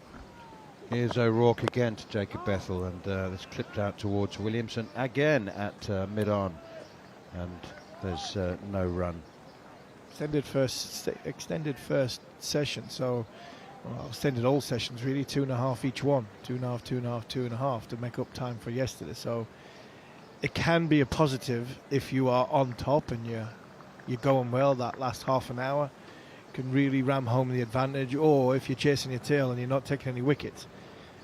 I mean, a 2.5 hour session could be a long time, and really as a fielding side be quite deflating. So New Zealand will want a wicket and want to break this partnership, and I think at this minute in time the most likely to do that is Will O'Rourke.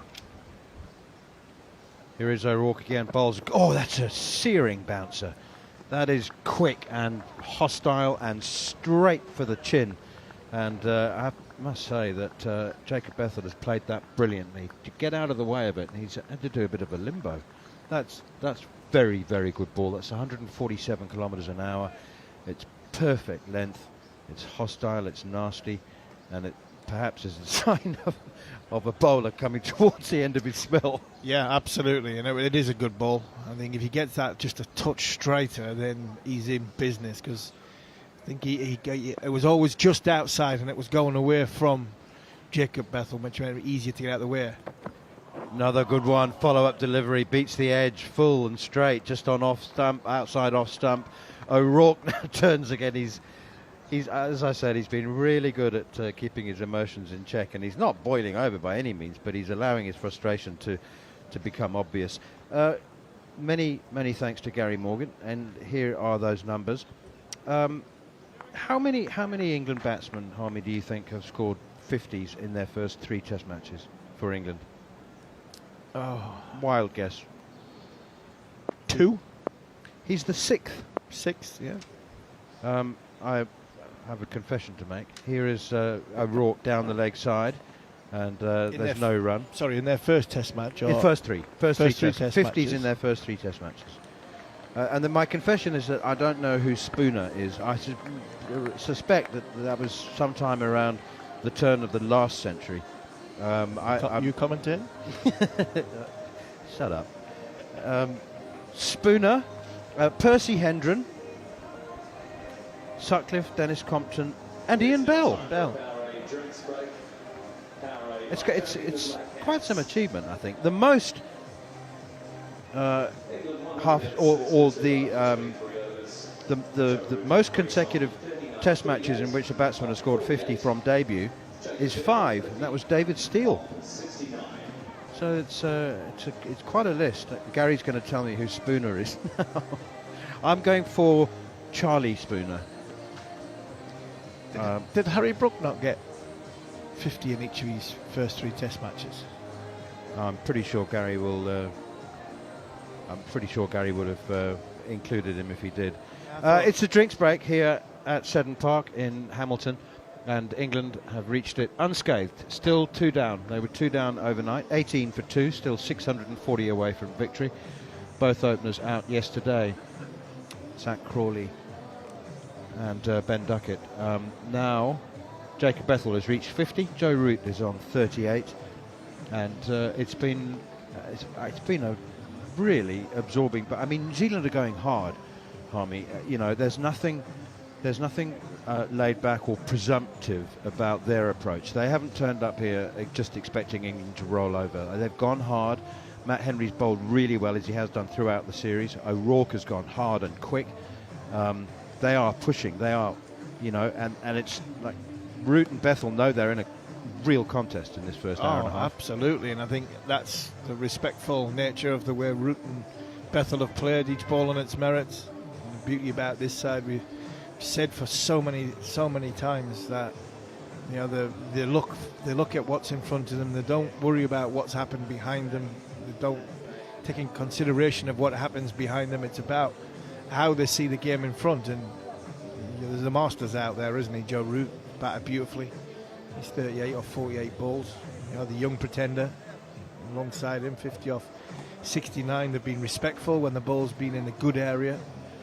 they've bobbed and weaved when O'Rourke's been the aggressive nature, and when the ball's been there to score, when it has been there to score, and there has been scoring options for them this morning, they've put it away in a comfortable manner. There's been a drop catch, a couple of inside edges, but I think the way they've played this morning, I think they've rode their luck, and they've deserved to ride their luck because of the nature of the way the two guys have played this morning. So in all, I think it's been another enthralling session, or first half of the session in a test match, which a part of a test series, which has been, I think both teams have been very evenly matched. You go through the whole series, barring eight drop catches in the first test match, that would have been a closer test match.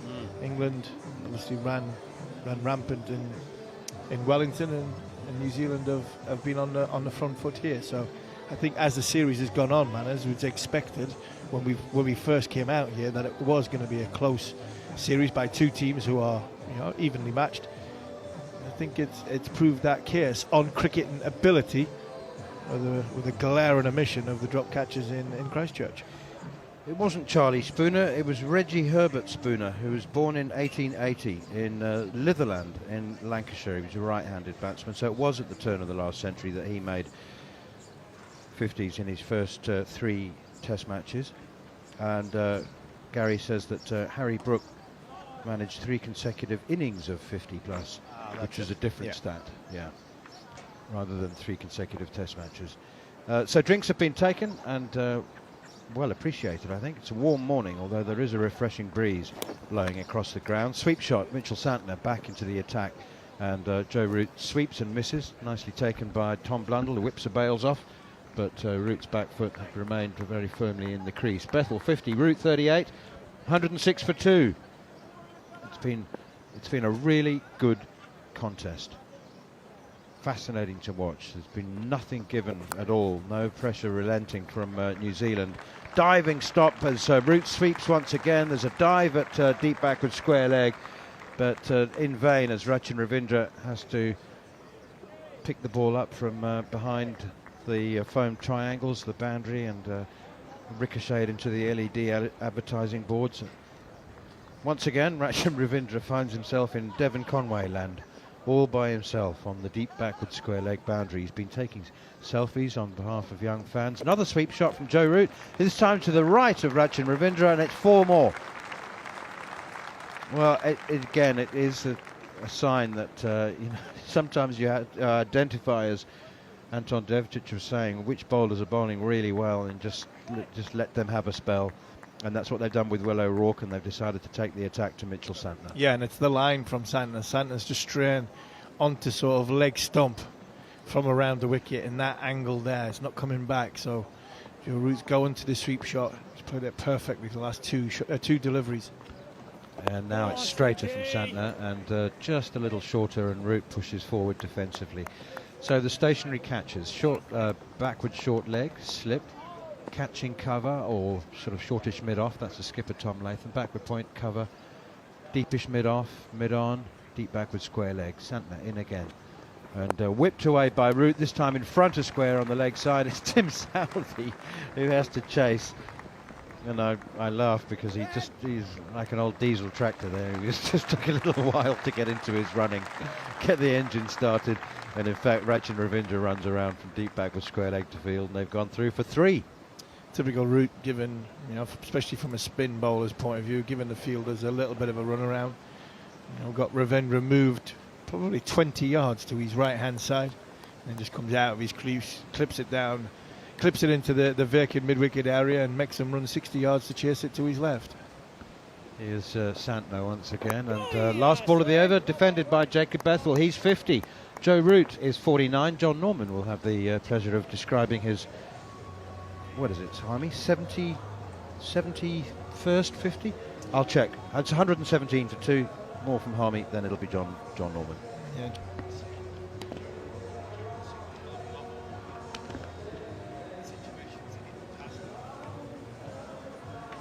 Joe Root's seen a hell of a lot of situations in the past, and not many times he's gone out to bat thinking we need to get 650 and we have a chance of winning this game. But while the scoreboard ticks Everybody will still believe. Oh, A hell of a lot of runs, and someone's changed their tune. yeah, I was saying that they were going to win about an hour ago. You were like, no. they've still got no chance. But Well, what are you saying then? They're going to win or aren't they going to win? no, but we've got to believe, though, haven't they? Everybody's got to believe as the wind gets up. I still don't think they stand much chance. O'Rourke is in. This is down the leg side and fielded by Blundell. Well, they scored 100 runs this morning in an hour and a half. What time is it? It's just approaching midday. So we've had about an hour and 25. They've added 100. Got another 40. Got another hour and a bit until lunch. See off William O'Rourke. Phillips will come on at some point. They could be 250 by lunch. Harmony, they could be looking to win this today. Well, if I'm still sitting here tomorrow morning, I'll believe. You might be sitting here tomorrow morning wondering, "Whoa, that was a night," and the game's finished. And you're thinking, "What am I doing here?" O'Rourke is in again, and Root playing in his crease, pushing to point. No run. See off O'Rourke. How many is this spell? Is O'Rourke? This is his 8th over. He bowled 1 last night. You go 3 this morning from Tim Southey. Southey. 2 slips, and it is Southey at leg gully. There is a regulation gully. Backward points. Williamson at mid-off. And mid-on as well as O'Rourke continuing. An attempted uppercut by Root. Chases the ball, trying to ramp it up and over. Second slip, but doesn't connect. Santner's golden run has got to come to an end at some point, you feel? Maybe today? Yeah, England have played him well this morning. I think both Bethel and Root have played him well. He's had to change his lines. He's mixed his lengths up. When he strayed offline, both Jacob Bethel and Joe Root have punished him. O'Rourke again, and on the pull this time. Doesn't get up as much as Root expected. Hits him high up on the pad. Possibly a little inside edge, not the pad, the thigh. That squirts away, no run. 117 for 2. England going at a run rate of 4.74. And you'd expect that, well, actually, I say you'd expect that to increase, but actually what we've seen in this test so far is runs against the new ball seem to come a little bit easier than runs against the softer, older ball. But, of course, England didn't employ a spinner in first innings, so that might change with Santner. And Root is forced to his knees by an inducker from O'Rourke on a leg. And, wow, let's just take a moment to think of all the children out there. Yeah, both of them now. Bethel got one a little bit earlier. His children days are yet to come. Joe's got a couple. That has gone crashing straight into the unthinkables. Ouch.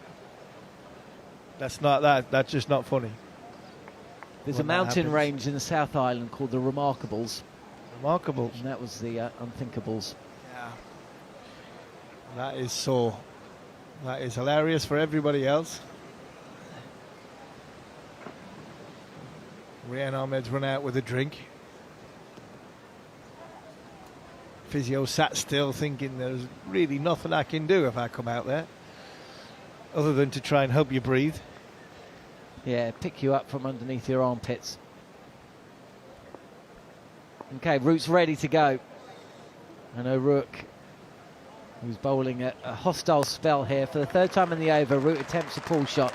There's a run that takes him to the other end, and it's an applause in part for the 50, and applause in sympathy for the pain that he just experienced to the ball before, the one that took him to another half century. Yeah, he raises his bat, acknowledges the Barmy Army and the England players and England supporters, and then walks towards Jacob Bethel as though he's been sitting on a horse for the last 2.5 hours. He looks like you, stepping off the aeroplane. Yeah, it's in sight, isn't it? The old aeroplane, it's in sight. What a feeling it would be if...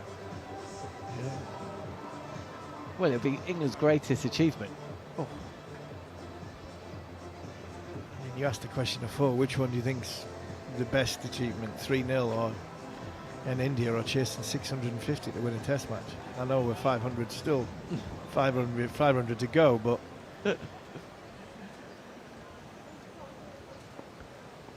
118 for 2 then. Here, if you're just joining us on TalkSport 2, as a gust of wind just blows across the Seddon Park, and Mitchell Santner has to abort his halfway through his delivery stride towards the wicket. Here he comes now, the slow left armour. It's tossed up and swept to the boundary at mid-wicket.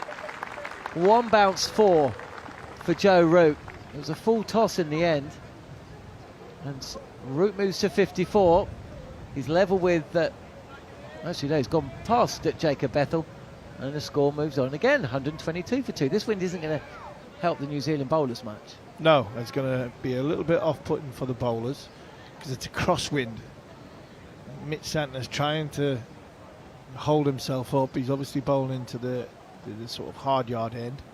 Will O'Rourke's bowling probably as much as it can be down breeze.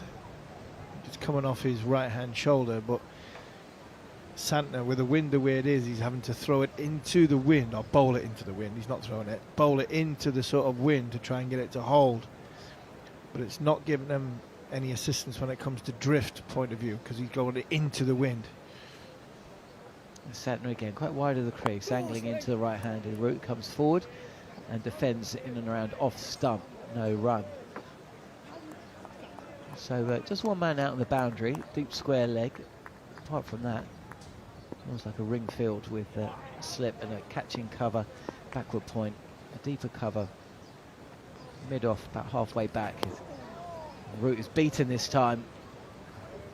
Flat-footed square cut, which bounces more than Root expected. It was wide, it was there to be hit, but it was a turn as well, away from the right-hander. Relatively tall man is Mitchell Santner. Gets, there is bounce, he'll find it. This is darted in a touch, and Root playing deep in the crease, pushing back to the bowler. Williamson's pushed back at mid-on. There's a mid-wicket and a short, fine leg. Once again, Mitchell Santner. I'm not sure that was because of the wind or Root wasn't quite ready. I don't think Joe was quite ready. I think he just snuck up on him a little bit there. He does sneak to the crease, does Santner. This is a nicely flighted delivery, and Joe Root on the sweep. It looks like he's been hit on the pad. Impassioned appeal for leg before wicket. And I think New Zealand have got to review this, Steve Harmison. They've got to review it. I think this is close. Yeah, Tom Latham, he's gone for the review. I think it's the right thing, but I just wonder if Joe's hit it. I just wonder if, I mean, it'll be a great decision. Sam Raz has had a really good game, in my opinion. Your decision is not out. I just wonder if the former England captain's got a little scratch on this. Please. He did just have a little look at his bat, didn't he, Root? But I thought this was a good shout at first view. We're quite some way away from the action. Now. Going to see a replay now. Well, if he hasn't touched it. Appears to have missed the bat, so we can get a ball tracking to Ultra Edge when you're ready. Well, Rod Tucker's saying it's appeared to have missed the bat. Oof, well, he's in trouble then. Yeah. Has it pitched in line leg stump? It's gone very close to the glove. Oh, yeah. Has it hit the glove, Harmy? Yeah, but Joe's indicating it's hit the bat. So whether these bats hit the floor, Joe's bats hit the floor. The very Ultra tip Edge of Joe Root's Assam. bat, as he's trying to get over the top of the ball, has just clipped the ground. So maybe that's why Joe Root thinks, I've hit this. I think this is close, Harmy. I suspect if he hasn't hit this, it's close. Ultra Edge coming up. Up at the moment, bat and ball. Goes under the bat. Well, he hasn't hit it. This is the glove. So Big there's moment no in this bat test involved. match. This a So massive we get a ball moment in this tracking when it's test ready. match. Here we go. Ball tracking Pitching coming up in there, line, Hassan. hitting in line, and Pitching in smashing line, middle impact stump. in line, Joe Root's got to hitting go. wickets. Santner strikes here at Seddon Park. Sorry, you'll be overturning your decision of not out to out. And England now You're on 3 screen down. Now, so overturning your decision to out. 122 for 3. Joe Root's been dismissed, trapped in front on the sweep. And Santner's golden run of form continues. Yeah, it does, and it's a good delivery. He's swept very well as Joe Root. The one before dipped on him, and he managed to get it on the full toss. And I mean, a big moment in this Test match. England still 530 behind, but Joe Root was looking, and the way he's played and the form he's been in this series, it wouldn't surprise you to go on and get a big score. So a massive wicket for New Zealand in their quest to win this Test match, and it'll be 2-1 in the series, and it is a dead rubber, but New Zealand will not want any sort of squeaky bum time, and Jacob Bethel and Joe Root were just starting to have everything their own way there. Well, I'm not sure how many times any commentator will be able to say this, but Harry Brook is walking out on a king pair. Last time he won. Second innings. Second innings, wasn't he? And he wasn't on a king pair because he didn't face the ball. So I got that horribly wrong. What's that called? That's Diamond. Diamond Duck. Diamond Duck. Yeah, Diamond Duck. Dismissed by William O'Rourke, first ball on day 2. Harry Brook, the #1 cricketer in the world. Harmy's off. And Santner has struck. If you're just joining us here on TalkSport 2, for the first time today, New Zealand have picked up a wicket. Dropped on 19 from the bowling of Tim Southey by Tom Latham at second slip. More than gettable chance. Hasn't cost New Zealand too dearly. Still, England's best bat has gone, replaced by ICC #1 Test batter in the world. Harry Brook about to face his first ball on a king pair. And it drifts down the leg side. Collected by Blundell. End of the over. A good one for New Zealand. Just a little sigh of relief, possibly, with that dismissal. England still need 536 runs to win. New Zealand 7 wickets, and maybe Anton Devcich, who's joined me in the commentary box. England won't chase down the target today. Maybe not today, but they've started well, and there's talk around the back of the box. What are the chances going into day 5? And the way England have gone about it this morning, I've been really happy. I think they're definitely not going to give up, which is really nice to see. And the New Zealand bowlers are really having to run in and bowl hard and work for these wickets, which, you know, that's all you want to see on day 4 on a Test match. It's 2 teams digging in. So 3 slips of Guiley, backward point. William O'Rourke is going to continue with a mid-off, mid-on, and a square leg in place. Beaten this time is Jacob Bethel. Rising short pitch delivery, back of a length more than anything, but it's that height and the bounce that O'Rourke gets. One of the highlights of this Test series so far, I felt, was William O'Rourke's spell against Jacob Bethel in first innings. New Zealand think they've got a plan and a way to operate against Bethel, and they really tested him out. It was high quality bowling, and actually Bethel stood up to it in the main.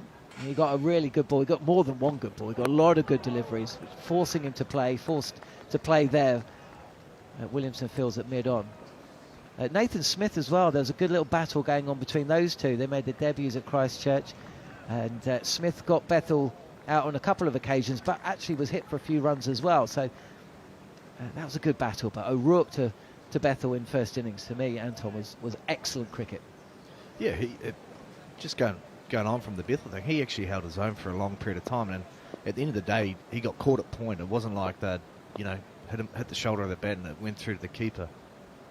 O'Rourke again, round the wicket, and there's a swing and a miss from Bethel, who lost his body shape and tried to overhit the ball that was there to be hit, but again, it's O'Rourke's extra bounce and pace, and possibly that's the first sign of a little bit of frustration from Bethel that we've seen today. Yeah, a little bit of frustration, but also there was width on offer there, and I keep saying that his decision making has been really good today. And you know, if the English are going to throw their hands through anything, it's going to be width, and on that occasion there was width. But going on to that point about him getting caught at point, it wasn't only caught at point, it was an absolute screamer of a catch. O'Rourke beats Bethel, touch flat-footed on the up, and that's a shot that can get you into trouble. And push the ball to the right of mid-off. There's 3 slips waiting for that, and the keeper. And Bethel thankful not to get an outside edge. Yeah, that one there just a little bit fuller in length and created a little 45 angled shot, which he sort of tentatively poked at, where the previous ball he threw the kitchen sink at it, and if you get an edge when you're throwing the kitchen sink, it tends to fly a little bit further. 2 balls left of this over from O'Rourke, who's testing out Bethel's patience and technique as much as anything. Left alone this time, as Bethel almost adopts a baseball stance, holds the bat shoulder high behind him and lets it sail through. How many more do you think O'Rourke has got? He's still pushing good speed. We saw him bowl an 8-over spell on day 1, which turned the course of this test match. Yeah, I think, well, what's he into now? He's into his ninth, and he bowled 1. He bowled 1 last night, so I'd imagine he'd be coming to the back end of his spell, and Bethel just needs to manage this last part. Last ball of the over, and Bethel ducks underneath a short length delivery. And the little battle within the battle comes to an end, as does my commentary stint. For now, anyway, Anton Devcic will stick around, joined very shortly by Garth Galloway. Yeah, well, Mitchell Santner has been a bit of a tricky selection for New Zealand over the years. He's promised so much in the Test game, but never really fulfilled his potential. And ever since that Indian series, when New Zealand had that famous series victory, Santner took a large number of wickets in that series, especially in the last game. He's almost found a newfound confidence in himself. And I mentioned to someone in the box yesterday, I think I said England tend to play Test cricket like one-day cricket, and Mitchell Santner is one of the best white ball bowlers going around, so I thought it was a good match for this Test. Go, Slag! Here it is. Sorry. Me that you're not playing ball. No, I'm in. I'm here. There's an extra couple of $100 if we wear the hats, apparently. Thank you very much, TalkSport. We should be paid for the humiliation. Here's Santner seeing Brook onto the front foot, driving into the offside. They scamper through for another run. That wind has been, I have to say, having done a few days of Test cricket here in Hamilton, very rarely seen a wind as gusty as this. Yeah, but also the direction. Generally, when it comes from that direction, it's the world's about to end in terms of rain. Yeah. But we've got blue skies here today. There's no chance of that. Santner's going over the wicket to Bethel, who's forward and driving. That's an immaculate shot. Just so beautiful, effortless. Henry just turns and chases. Just giving him a little bit of width. And Bethel, who is looking like a very good player indeed, is to 54. Yeah, that delivery from Santner there just drifted away from Bethel, and probably pitched maybe 5th or 6th stump, and Bethel just caresses it through the offside with only a cover in mid-off, and it was fairly easy pickings. 127 for 3. England need a further 531. Here's Bethel. He's going to have another boundary as Ravindra gives chase out on that point boundary, but he can just let the ball cross it and retrieve it. 131 for 3. Bethel is 58, and the high percentage of boundaries continue in this match.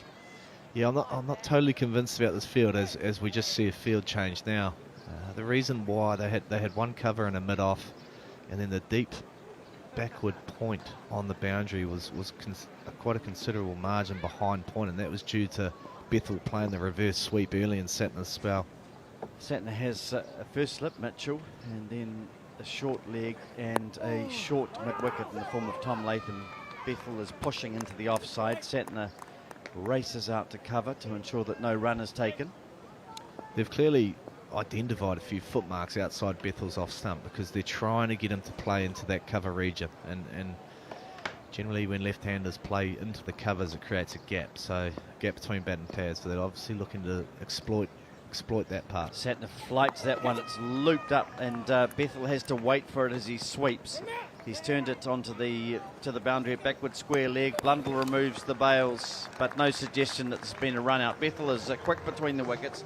That ball just dropping quite quickly on him, a little bit slower at 85 kilometres an hour. 133 for 3 it is. Bethel is 60. Brook is 1. And what are your predictions here, Anton, for the outcome of the match? I think we'd all agree, subject to the weather, which is fine, that New Zealand will win. By when?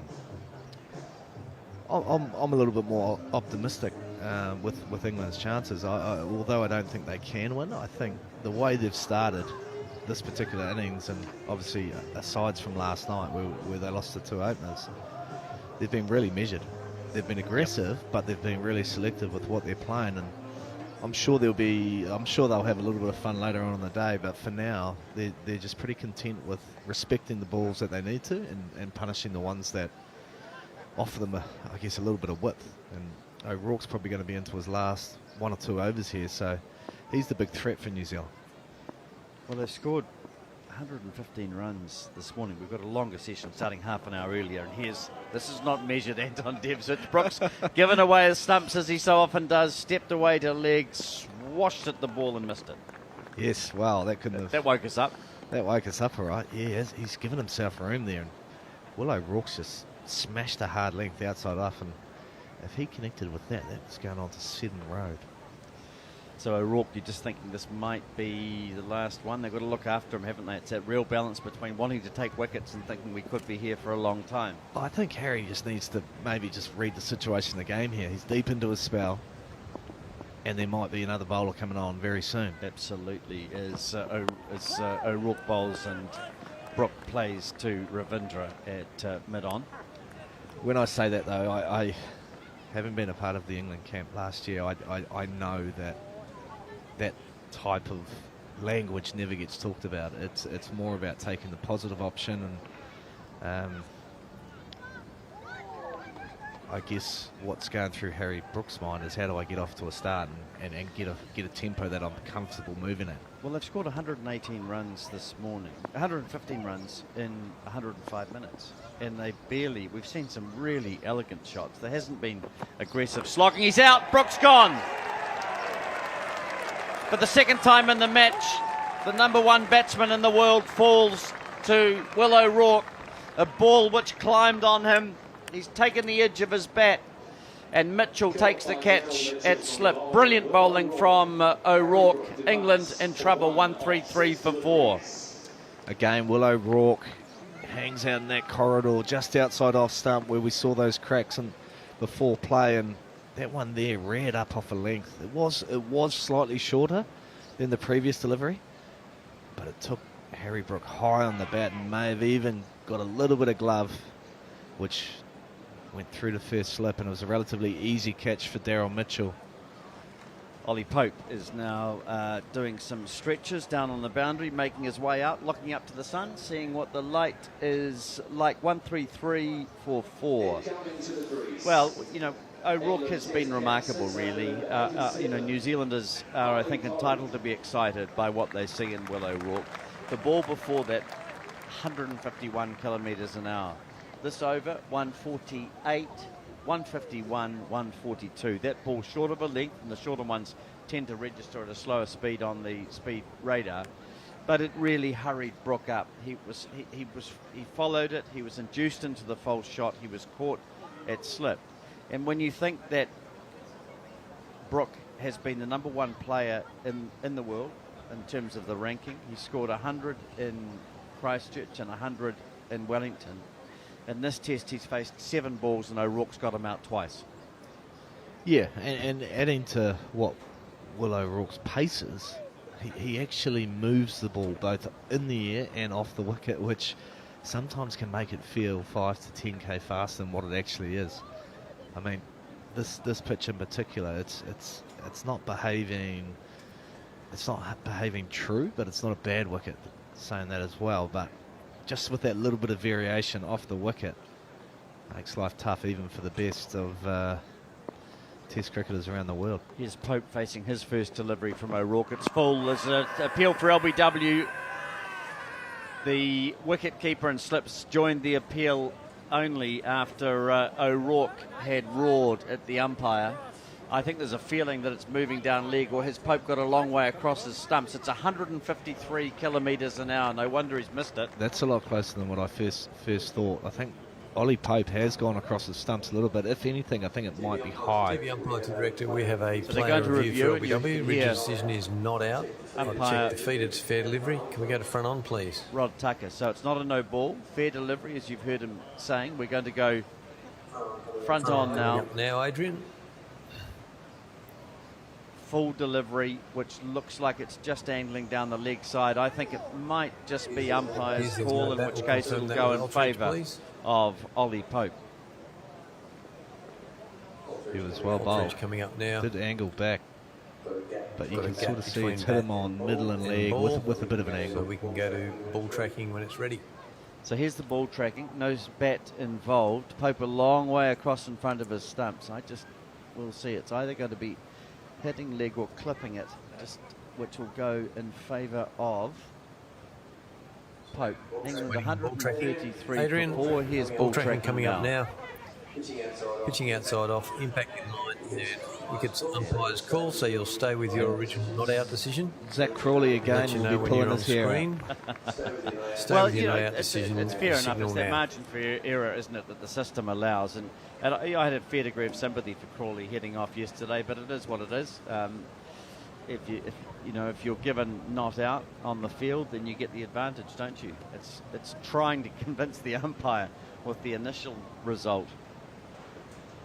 153 kilometres an hour. Quick, full delivery from O'Rourke. He has 2 balls remaining. New Zealand hunting for another wicket, beaten outside the off stump as Pope, or did he just withdraw his bat? He just pulled his hands away from that. Yeah, the ball stayed slightly low there. So Pope did well just to recognise that and just pulled his hands back towards his body just to make sure that he didn't get a glove or an outside edge to that one. But this is high quality bowling. Have we heard whether Stokes is going to bat? I'm not entirely sure. He should. He should be able to. Okay. I saw him doing a warm-up this morning. It was obviously a very light warm-up, and he looked like he was moving all right. That's good news. Oh, this one's hit Pope. That's uncomfortable. It's hit him in the head, I think, as he tries to duck underneath it. This is high-quality, quick bowling. Just taken him right on the helmet. A really uncomfortable moment. He tried to get underneath it. It's followed him, and Pope has been hit. He's okay, but really uncomfortable bowling from Will O'Rourke. Truly quality fast bowling, and Pope almost undone by that one. The over has come to an end. I think the England batsman will be very pleased about that as well. Indeed. In fact, where's that hit I think him? that's hit his shoulder It's or actually hit his bicep, shoulder. his back shoulder. He got low, didn't he? Took his Bicep. eyes off the ball, though. Not well played at all. 145 kilometres an hour, that last one. So I'm pleased he hasn't been hit in the head. It's gone straight into the point of the shoulder. But he got himself into a poor position and certainly was not watching the ball. Again, it comes back to the pitch. Like for me, that's a ball that should be going over Pope's head, but it's kept fractionally low, and I guess that's why New Zealand wanted to bat for as long as they could yesterday to try and create this inconsistency in this wicket. I think O'Rourke will be saying, just give me the ball again, please. I'd like one more. As we look at him, he's bowled today 8 overs. So 2 4-over spell, or 3 over and a 5 over spell. Here's Satner from the Tim Southey end, the broadcasting end, as Tim Southey, as it's been named for his last test, is a backward defensive shot, just played back to Satner. Southey very unlucky not to pick up the wicket of Root earlier in the day when he was on 19, pushing at a ball outside the off stump, and Tom Latham, inexplicably really by his standards, at second slip, spilling an absolute sitter. 1-3-3 for 4, and Bethel is playing this ball off the back foot to the deep backward square leg boundary, where O'Rourke retrieves. 1-3-4 for 4. Bethel 61, and that brings Pope on to down to face Santner, and of course Pope was undone by Santner in the first innings, caught by Mitchell at first slip. Lovely ball which turned and bounced. Yeah, I think for me, watching Mitchell Santner early in his spell, it looks like he's really struggling with this gusty wind. Some balls are drifting, and then some aren't. And I guess that's the challenge of Test cricket, that he probably hasn't had too much experience with bowling with tough wind conditions. Some of the grounds are a little bit more exposed to the wind. Here's Santner bowling. His arm just seems to get a little round on that occasion. He darts it into the pads of Pope. Blundell misses it, and it's down to the boundary for 4 byes. The signal from umpire Raza. 134 for 4. You see, and I'd imagine Mitchell Santner does have methods to stop the drift here, but in white ball cricket generally, what you do is you scramble the seam so the ball doesn't drift as much, but he'd probably get a stern talking to from his fast bowlers if he started hitting the shiny side of a test match cricket ball. Absolutely. And one of them's O'Rourke, who'll be bowling in the next over, I'm sure, as Pope is playing forward and just the ball squirting off a thick outside edge to O'Rourke at point. Yeah, it was nicely bowled, that one there. Still quite round arm, so he's trying to create some angle where he can get some turn from that angle. He's got a slip and a leg gully, and this is a flighted delivery. It's a good one, and Pope is almost beaten in the air, had to reach for it. Played it safely enough between cover and point, and Pope underway with a single. 139 for 4. 1 ball remaining, and Santner's over. Yeah, I think the big challenge for Mitchell Santner here is just understanding what his role is while Will O'Rourke has gone so well. He needs to create pressure and try and make England play tough shots. If they want to score boundaries, they have to try and play it from a really good area on the wicket.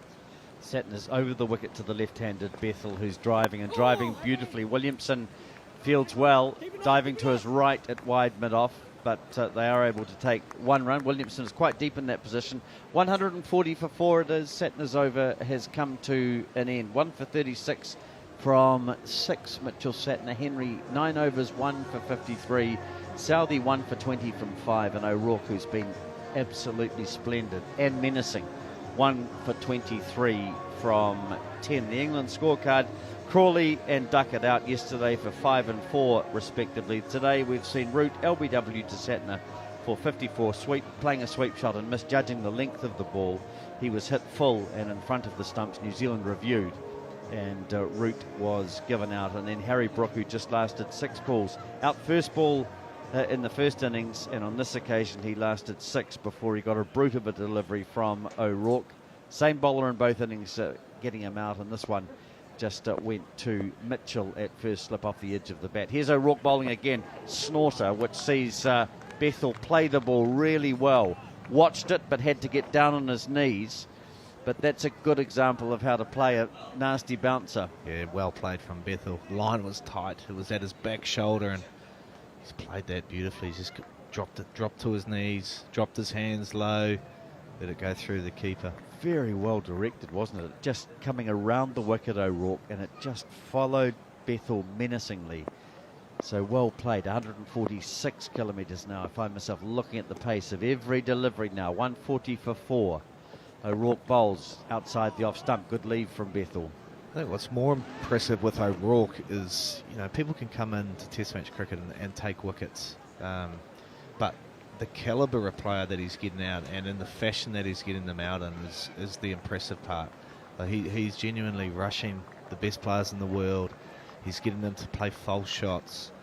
He at times it looks like he's just well more advanced than what his age and experience suggests. Yeah, no, I couldn't agree more. Well, if we look at the first innings, he was instrumental in England's demise, as this is a full ball which lands in front of Southey at third slip, just an edge from Bethel on that occasion.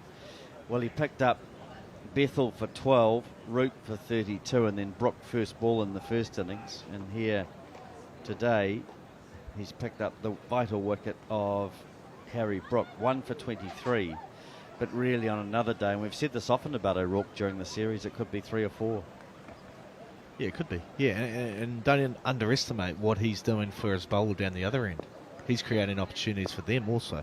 Absolutely. Here he is going around the wicket to Bethel, who's impressed with his diligence. He's caught on front on the pads, but O'Rourke withdraws the appeal while the slips and wicketkeeper continue it. It's going down leg.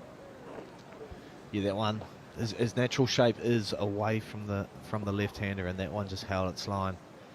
He didn't really appeal himself, but from behind the wicket, there was a relatively strong appeal. But as you could see from the replay, Tom Blundell was heading down the leg side as well, which is generally a bit of a giveaway on where the ball's going to go. His pace just reducing now. The last 3 balls, 139, 140, 143. So 2 balls remaining in what might be the end of the spell. We'll see. O'Rourke will have different ideas. Here's a nasty one which hits Bethel in the elbow, or just on that front arm short, and he takes one hand off the bat. Another good piece of bowling from O'Rourke, 145. Again, another great bit of batting from Bethel. It got big on him, and he just took it on the body. This innings has been a tough innings, and I can just see him now shaking his hand, opening his hand. It might have got him on the glove, but he just does what he has to do. Take it on the body, well bowled. Go back and bowl me another one. And then he focuses on the next ball. He doesn't seem to be worried by what's gone before. The sign of a good player. Here he is, again getting that thick edge, pushing at that one. And Southee dives away to his left and makes a good save in the slip region. So 140 for 4. It is Pope is 1, Bethel is 62. And O'Rourke 11 overs, 1 for 23. So another maiden from him. We'll have more comments from Anton Devcic, and then it will be Neil Mantle taking over. So we're going to continue with Mitchell Santner from the Tim Southee end. His first few overs have been solid, a little bit inconsistent in terms of his drift, but he got the prized wicket of Joe Root. Joe Root went down to sweep a delivery that kind of got a little bit too full on him and snuck under the bat, and unfortunately for Joe Root, it was taken out middle stump. But in comes Santner again. Bowls to Ollie Pope, just pushes into point. There's no run there. So Mitchell Santner's toiling away. He's the only bowler you can safely or accurately say has been attacked. There's been a sense of counter-attack against him. Joe Root swept him a couple of times to the boundary, and in an over that cost 11. Here's Santner in once again. This one is tucked away by Pope out towards the leg side, but has fielded it backward short leg. There's no run. I think Mitchell Santner will like his chances against Ollie Pope.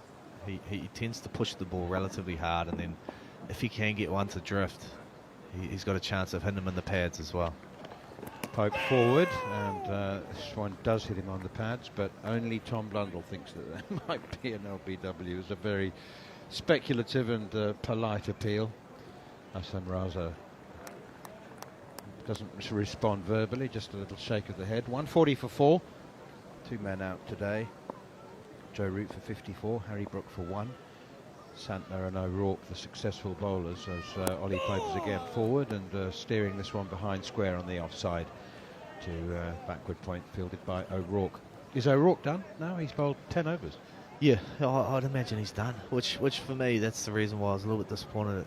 Obviously Harry Brook got a good ball, but just getting through that spell might have been the ideal situation. Pope drives sweetly through extra cover for 4.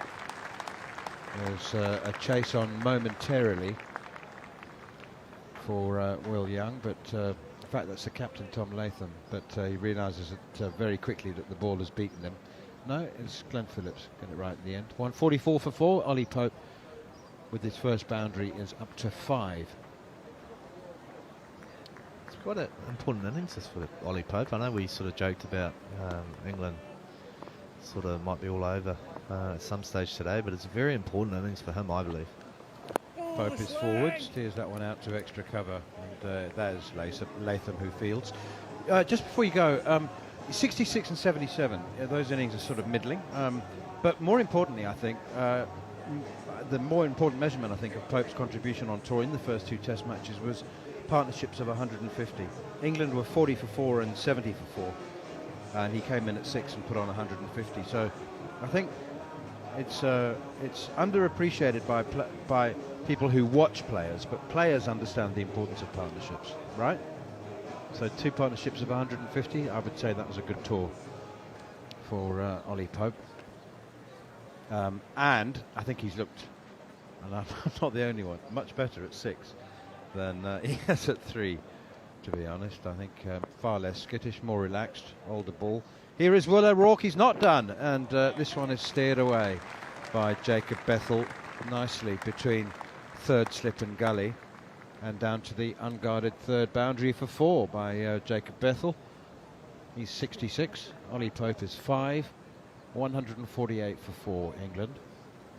Nominal target became even more nominal when Joe Root and Harry Brook fell within a couple of overs of each other, but Jacob Bethel's still there and batting very, very nicely on 66 from 90 deliveries.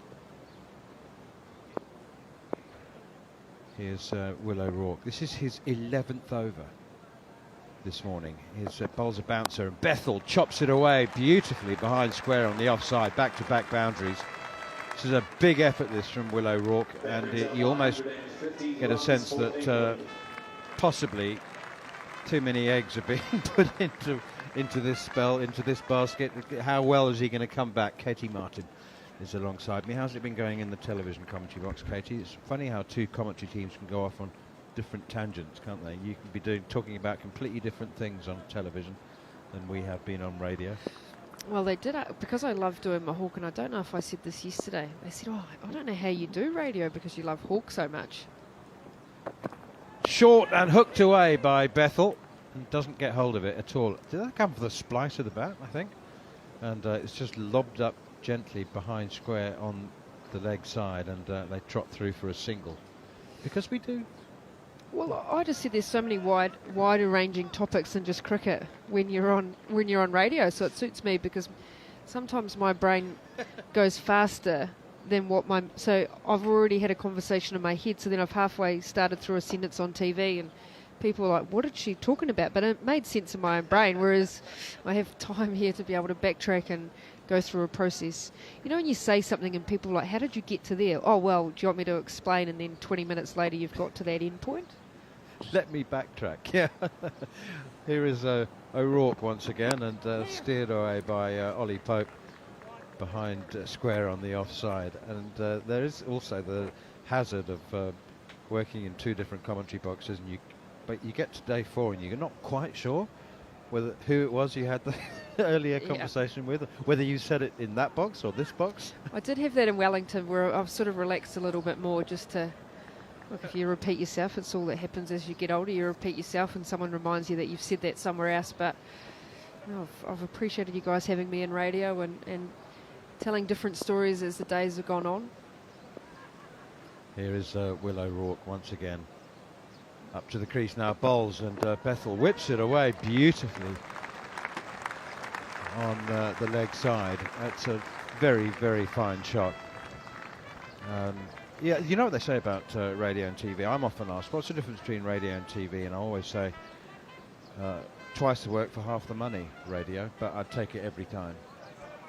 It's enjoyable, it's nice and relaxed, and you can get into storytelling about stuff that, you know, people find interesting, whereas so there's so many different bits and pieces you put in TV and to try and tell a story of the game more rather than necessarily other bits and pieces. But yeah, it's a nice relaxed atmosphere in both areas. 3 slips in a gully. New Zealand have played intense cricket. They've attacked. Will O'Rourke now, I think this is a monumental effort, it really is. That's a bouncer down the leg side, and Tom Blundell has pushed it over the bar. 4 byes. Adrian Holstock, up goes the arm to signal byes, and then 4 of them. That was down the leg side, but Blundell should have done a lot better with that, as you would know, Katie Martin. You too would have expected to take that one down the leg side at sort of just above head height. 162 for 4. Bethel 75 now. Ollie Pope has 6. Definitely time for 9 holes this afternoon, I suspect. I heard there's been some planning going on around that, so whether it will be this afternoon or whether it be tomorrow morning. So, well, apparently Garth says that he hasn't experienced such gusty wind in Hamilton before, saying he might be having second thoughts about getting the sticks out, playing 9. it depends what hole. There's nothing worse than hitting into a massive breeze on the golf course, but it is sort of Wellington-esque wind. That's probably unfair to Hamilton, to be fair, but yeah, I've never experienced it breezy like this, and it's a southerly, so it's switched around, and I think that's probably what's aided Will O'Rourke's pace as well. He got one up to 151. So if he pulls out later, Garth, then it's probably the fact that he doesn't feel confident with his golfing ability into the wind. Mitchell Santner in again, down the leg side. Ollie Pope whips it away, tries to, hits him on the pad and is fielded at backward short leg. Quite intriguing in terms of Mitch Santner, and he hasn't had a heap of opportunity with red ball cricket, but he's made quite a significant change in his technique around being able to get up and over that front foot a lot more. Santner round arm delivery, and it's clipped up to Williamson at mid-on. No run. And he plays for...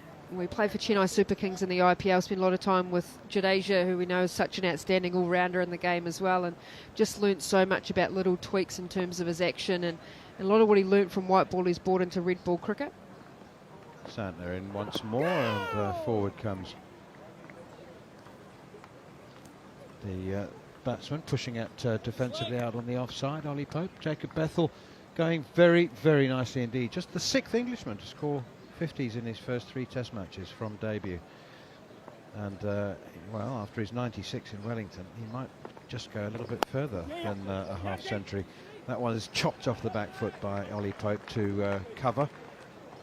Diving, tumbling stop from Phillips, 163 for 4.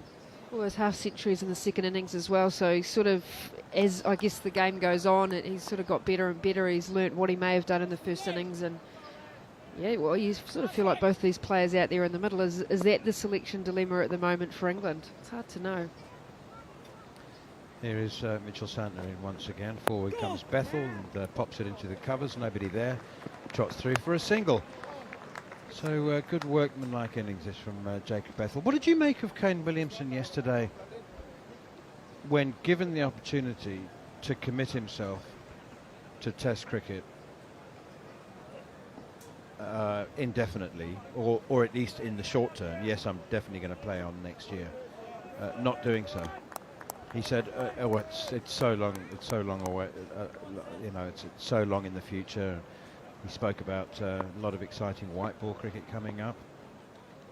As Santner is in once again, a little bit short outside the off stump and cut away, but Phillips is in pursuit, and that ball squirms away from him like a live fish.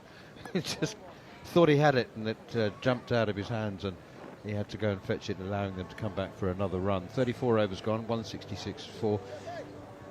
I mean, you sort of get the impression that Tim Southee's had this grand farewell, memorable, emotional farewell to Test cricket, and Williamson has only played a couple less Test matches. He's played 105. Equally great, I think you'd have to say. Some would say, maybe a tier up. But, asked about whether he would carry on playing Test cricket, he said, he didn't say yes. Yeah, I read that article, which was quite intriguing. You're spot on. He sort of, as he always does, it's not often about him, it's always about the other players, and he's one of the hardest guys to interview, because when you're trying to ask him about his performance, it's always about the team. But yeah, I guess the fact that he has had a few injuries over the time he missed the Indian series with a few niggles, and he's had some hamstring problems, and coming back from that ACL injury, which I think it was 4 or 5 months he come back, which was such a short-term period in terms of an ACL injury. Got that broken thumb at the World Cup as well. Tim Southee's into the attack, and he might take a wicket with his first ball, and he does! Caught at deep backward point by Glenn Phillips, and you have to say that's a genius piece of work by the captain, putting his deep backward point on the boundary. Southey bowling it in the right place. It's saying to Jacob Bethell, you can go for it if you like. He went on the charge, first ball, and he's carved it out to the man at deep backward point. Good catch from Phillips. End of Bethell, 166 for 5. The end of the game is nigh. Oh, what a disappointing for the youngster to not be able to reach those 3 figures. It was really intelligent bowling. He saw him give himself some room on that leg side, charged down the wicket, pushed it slightly wider, wobble seam delivery, so a little bit away off the wicket. And to think he's hitting into quite a significant breeze into that extra cover area, just squirting off the face, and it went finer and finer, and fantastic positioning. That's that sort of defensive feel that we saw a lot of Australia to say, okay, if you want to try and hit a boundary, we've got a guy out there to defend that. And if you hit it well enough, it's going to go for an opportunity. Exactly that. He batted so beautifully. He's had so much control in his innings, a lot of maturity in the way that he's played. New Zealand looked to attack him with the short delivery, which is such a strength of his. He was able to combat that, and then the continued approach of attacking Tim Southey in his last test has paid dividends for Tim Southey. Boy, he would have loved that Joe Root as one of his last wickets as well. Tim Southey dropped at third slip, I think, from Tom Latham. So it's a good reward to get another wicket of the youngster this occasion. Do you know, I don't want to sound like a clever clogs after the event, but I did say before the Test match began that I could see Tim Southey picking up 2 or 3 wickets caught on the boundary, and that is because of this undiluted attack that England approach that England have had against Southey in the first 2 Test matches.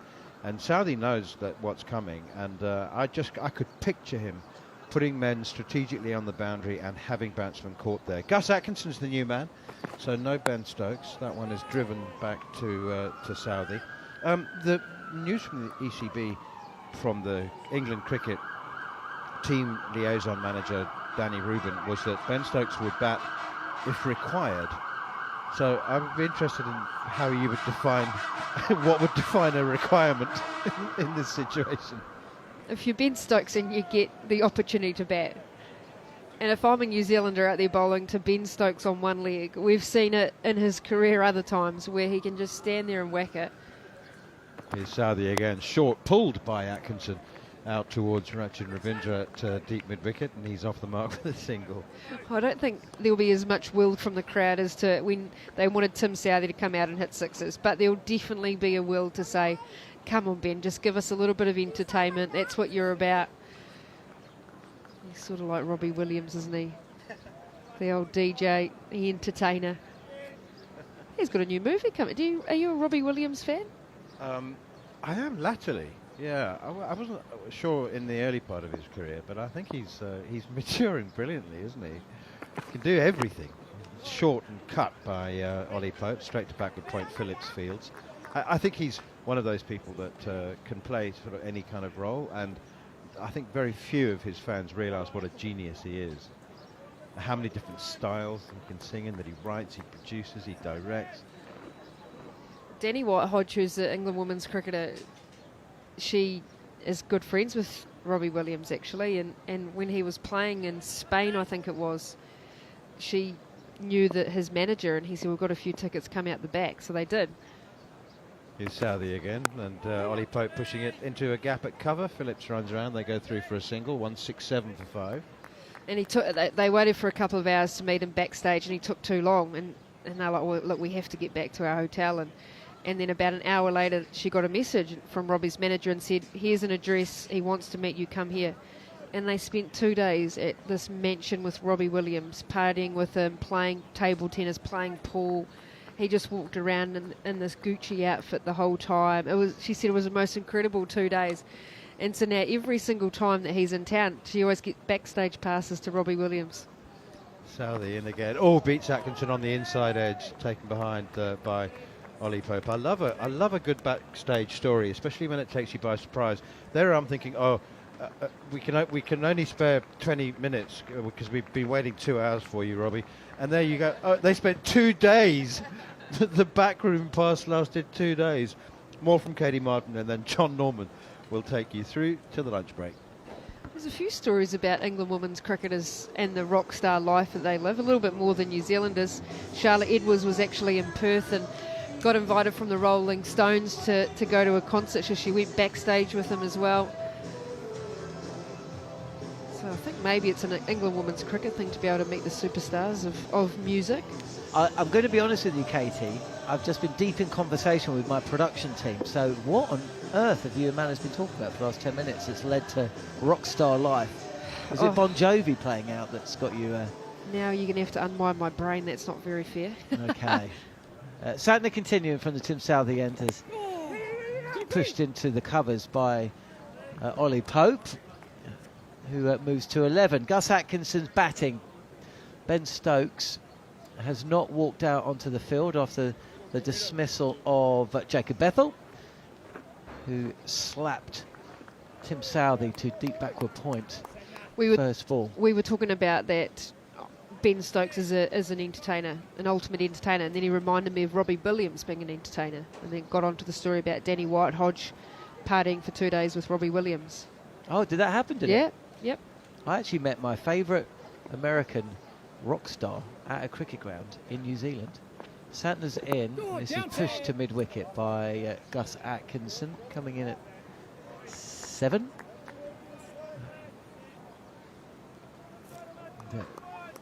New Zealand now sensing that England are in a position where things could happen quite quickly, as is always the way.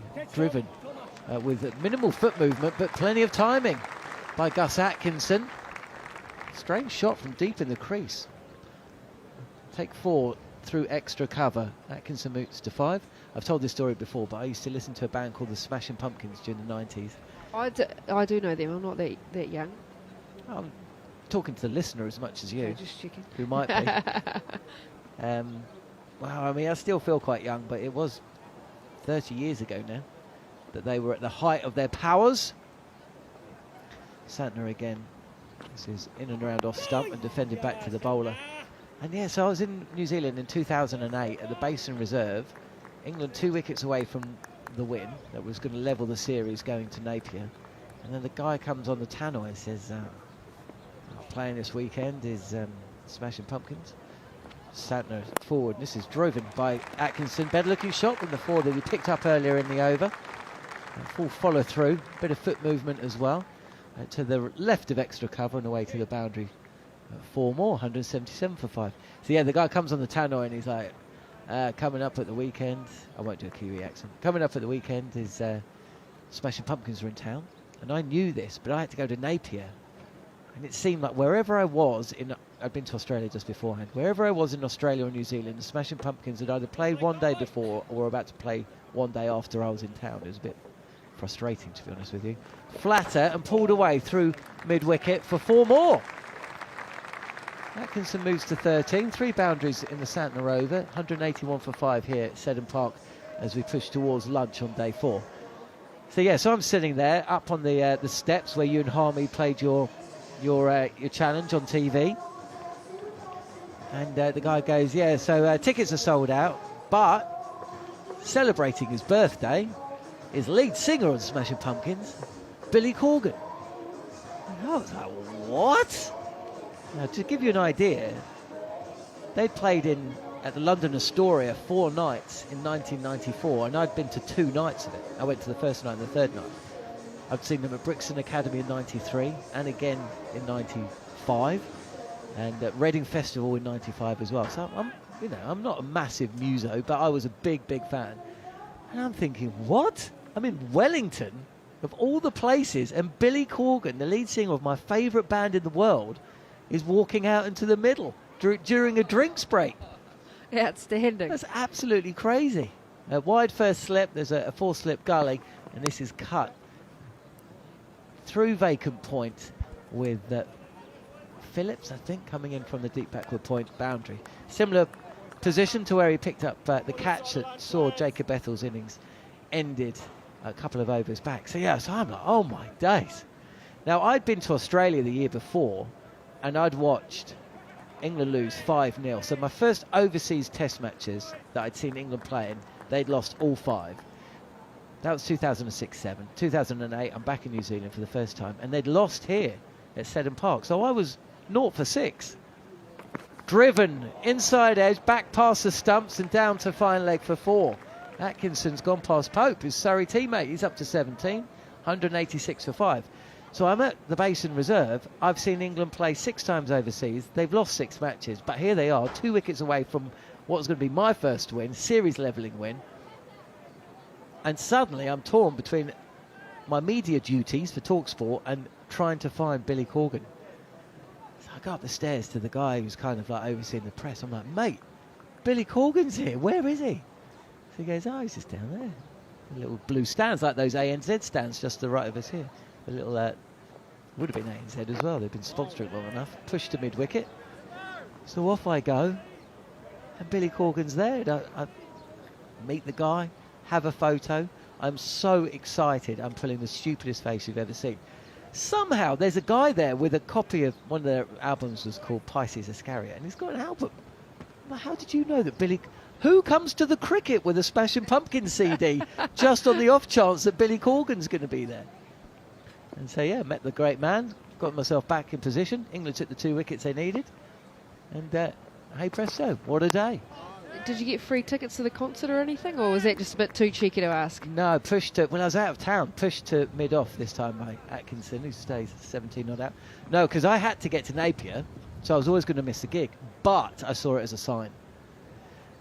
Now, my wife and I were going to stop back in Australia on the way back to England. And we were due to land the day after, what was it called? Lollapalooza or something. Or they were playing some festival in Sydney. And I saw it as a sign.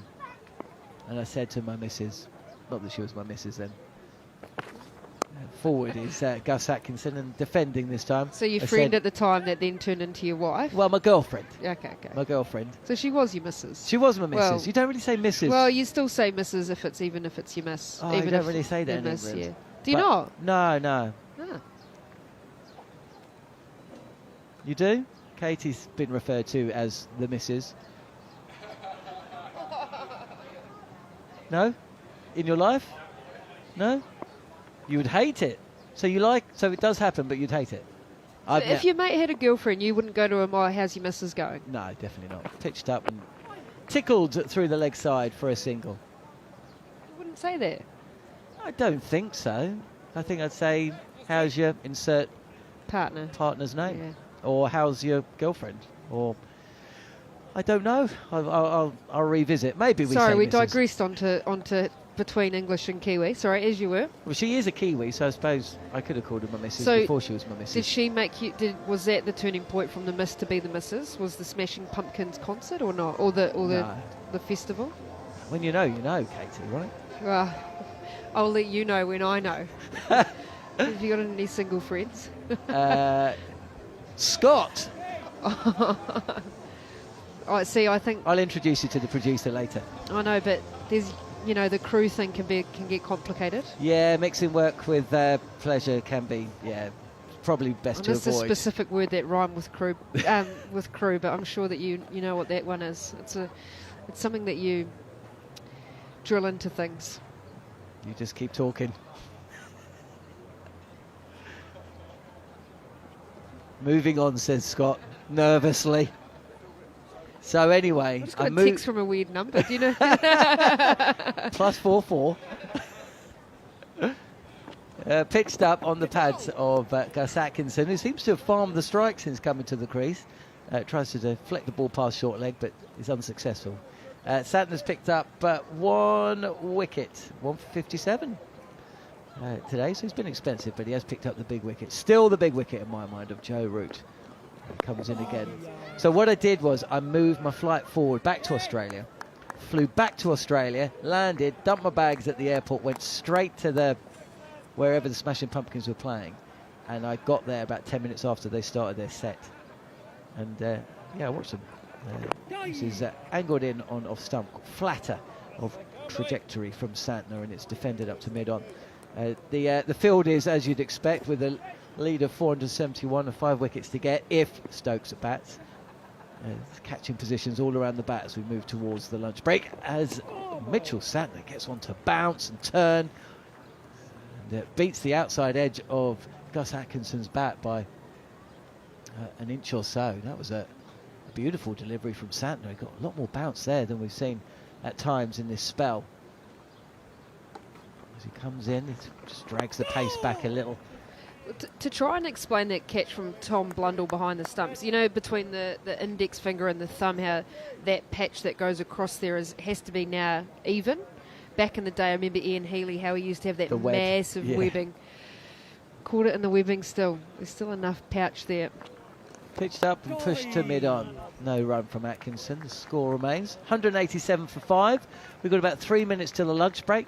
Considering our conversation over the last 5 minutes, it's probably a good thing, Katie. We were just talking the difference between TV and radio. I would have got slapped in the hand after about 3 seconds of talking about famous people that you've partied with, but it's talk sport. We love that, yeah, that kind of thing. I sort of think my dad actually once met the Queen. Dad worked at Otago Rugby for a long period of time, and they were opening a facility in Dunedin called the Edgar Centre. And so he had to meet the Queen there, and my sister actually met her as well. So that's the most famous person that our family has ever met, is the Queen. You've set the bar quite high. Yeah. I mean, in the last 50 years, is there anyone more famous in the world than the Queen? I mean, if you... No? Donald Trump? Possibly now, sadly, yeah. I got invited to the Ascot races when I was in England in the English summer this year, and obviously it's a very prestigious occasion. I managed to have a few connections to go in as a horse owner, which obviously I definitely didn't own the horse. Talking about horses, here's Tim Southey. He's invited Anton Devcic out. What? Well, I know he's the camel, but earlier today we had Anton on, and he was saying he's been invited to Wairarapa. I can't believe I even attempted to say that, by the way, but to go and watch some horse racing. Does that make sense? Debbie did. Tim, yeah. Tim and his partner have invited Anton. I asked Anton, is he on family duty tomorrow? Because he's, of course, been working for the last 4 days, and he says, no, I'm off out with Tim Southey. I was like, no, not to Papa.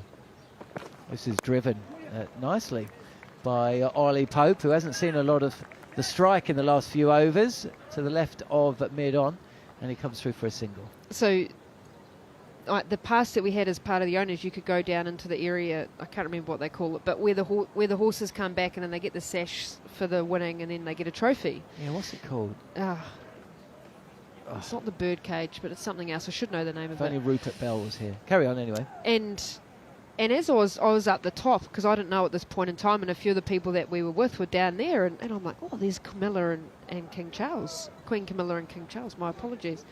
And I thought, oh my goodness, I'm going to be able to meet the King. What an incredible experience this is. And I've become friends with one of the security guards, and he says, I've got bad news. Southey again, short delivery, top edge. And William O'Rourke coming in from the fine leg boundary, but it bounces well short. 189 for 5. 3 balls left until the lunch break. Because I've got bad news. I said to him, I'm going to meet the King the next race. He'll be down there presenting it. I can get really close. And so bad news, all the radios have been turned off, which means he's leaving. I couldn't believe it. I missed the King by 5 minutes. So close. And Queen Camilla. You're going to have to move to the UK. Hang around outside Buckingham Palace. Well, if Scott and I get on any better than we are right now, then I might have to. Might have to invite him. Might have to invite him to the wedding. Here's Southey. This is short and wide. And Ollie Pope just admonishing himself there. He's on the cut but picks out backward point on the bounce. A metre or two to the right, that's off to the boundary. He's Scott looking at the text chat to see whether he's getting any encouragement about what the situation is. He's a nervy type. Is he? Yeah, so if he's not shifting in his seat anyway. No, he's not having it. Scott Taylor, our producer here. Will he be coming back to the UK? Going to have to move quickly, Katie. His flight's in 2 days. Beautiful shot here. Through extra cover and away for 4. Ollie Pope moves to 17.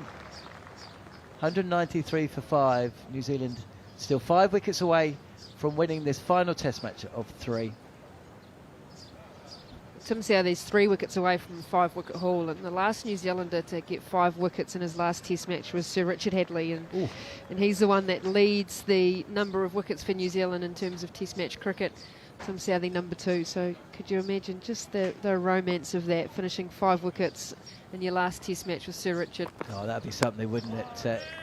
If there is one more wicket to fall to go the way of Southee. It's not going to come from the final ball of the session, though. A long one, 2.5 hours. We started half an hour early to make up for time lost yesterday, and England got through the first hour and 20 minutes before Joe Root finally succumbed. LBW to the bowling of Mitchell Santner for 54. Harry Brook didn't last long, gloved. A short and sharp delivery from William O'Rourke to first slip. He went for 1, and Jacob Bethel slapping Tim Southee to deep backward point where Glenn Phillips took a decent catch. So England have lost 3 wickets. No sign of Ben Stokes. Katie Martin's got a head off. Thank you very much, Katie.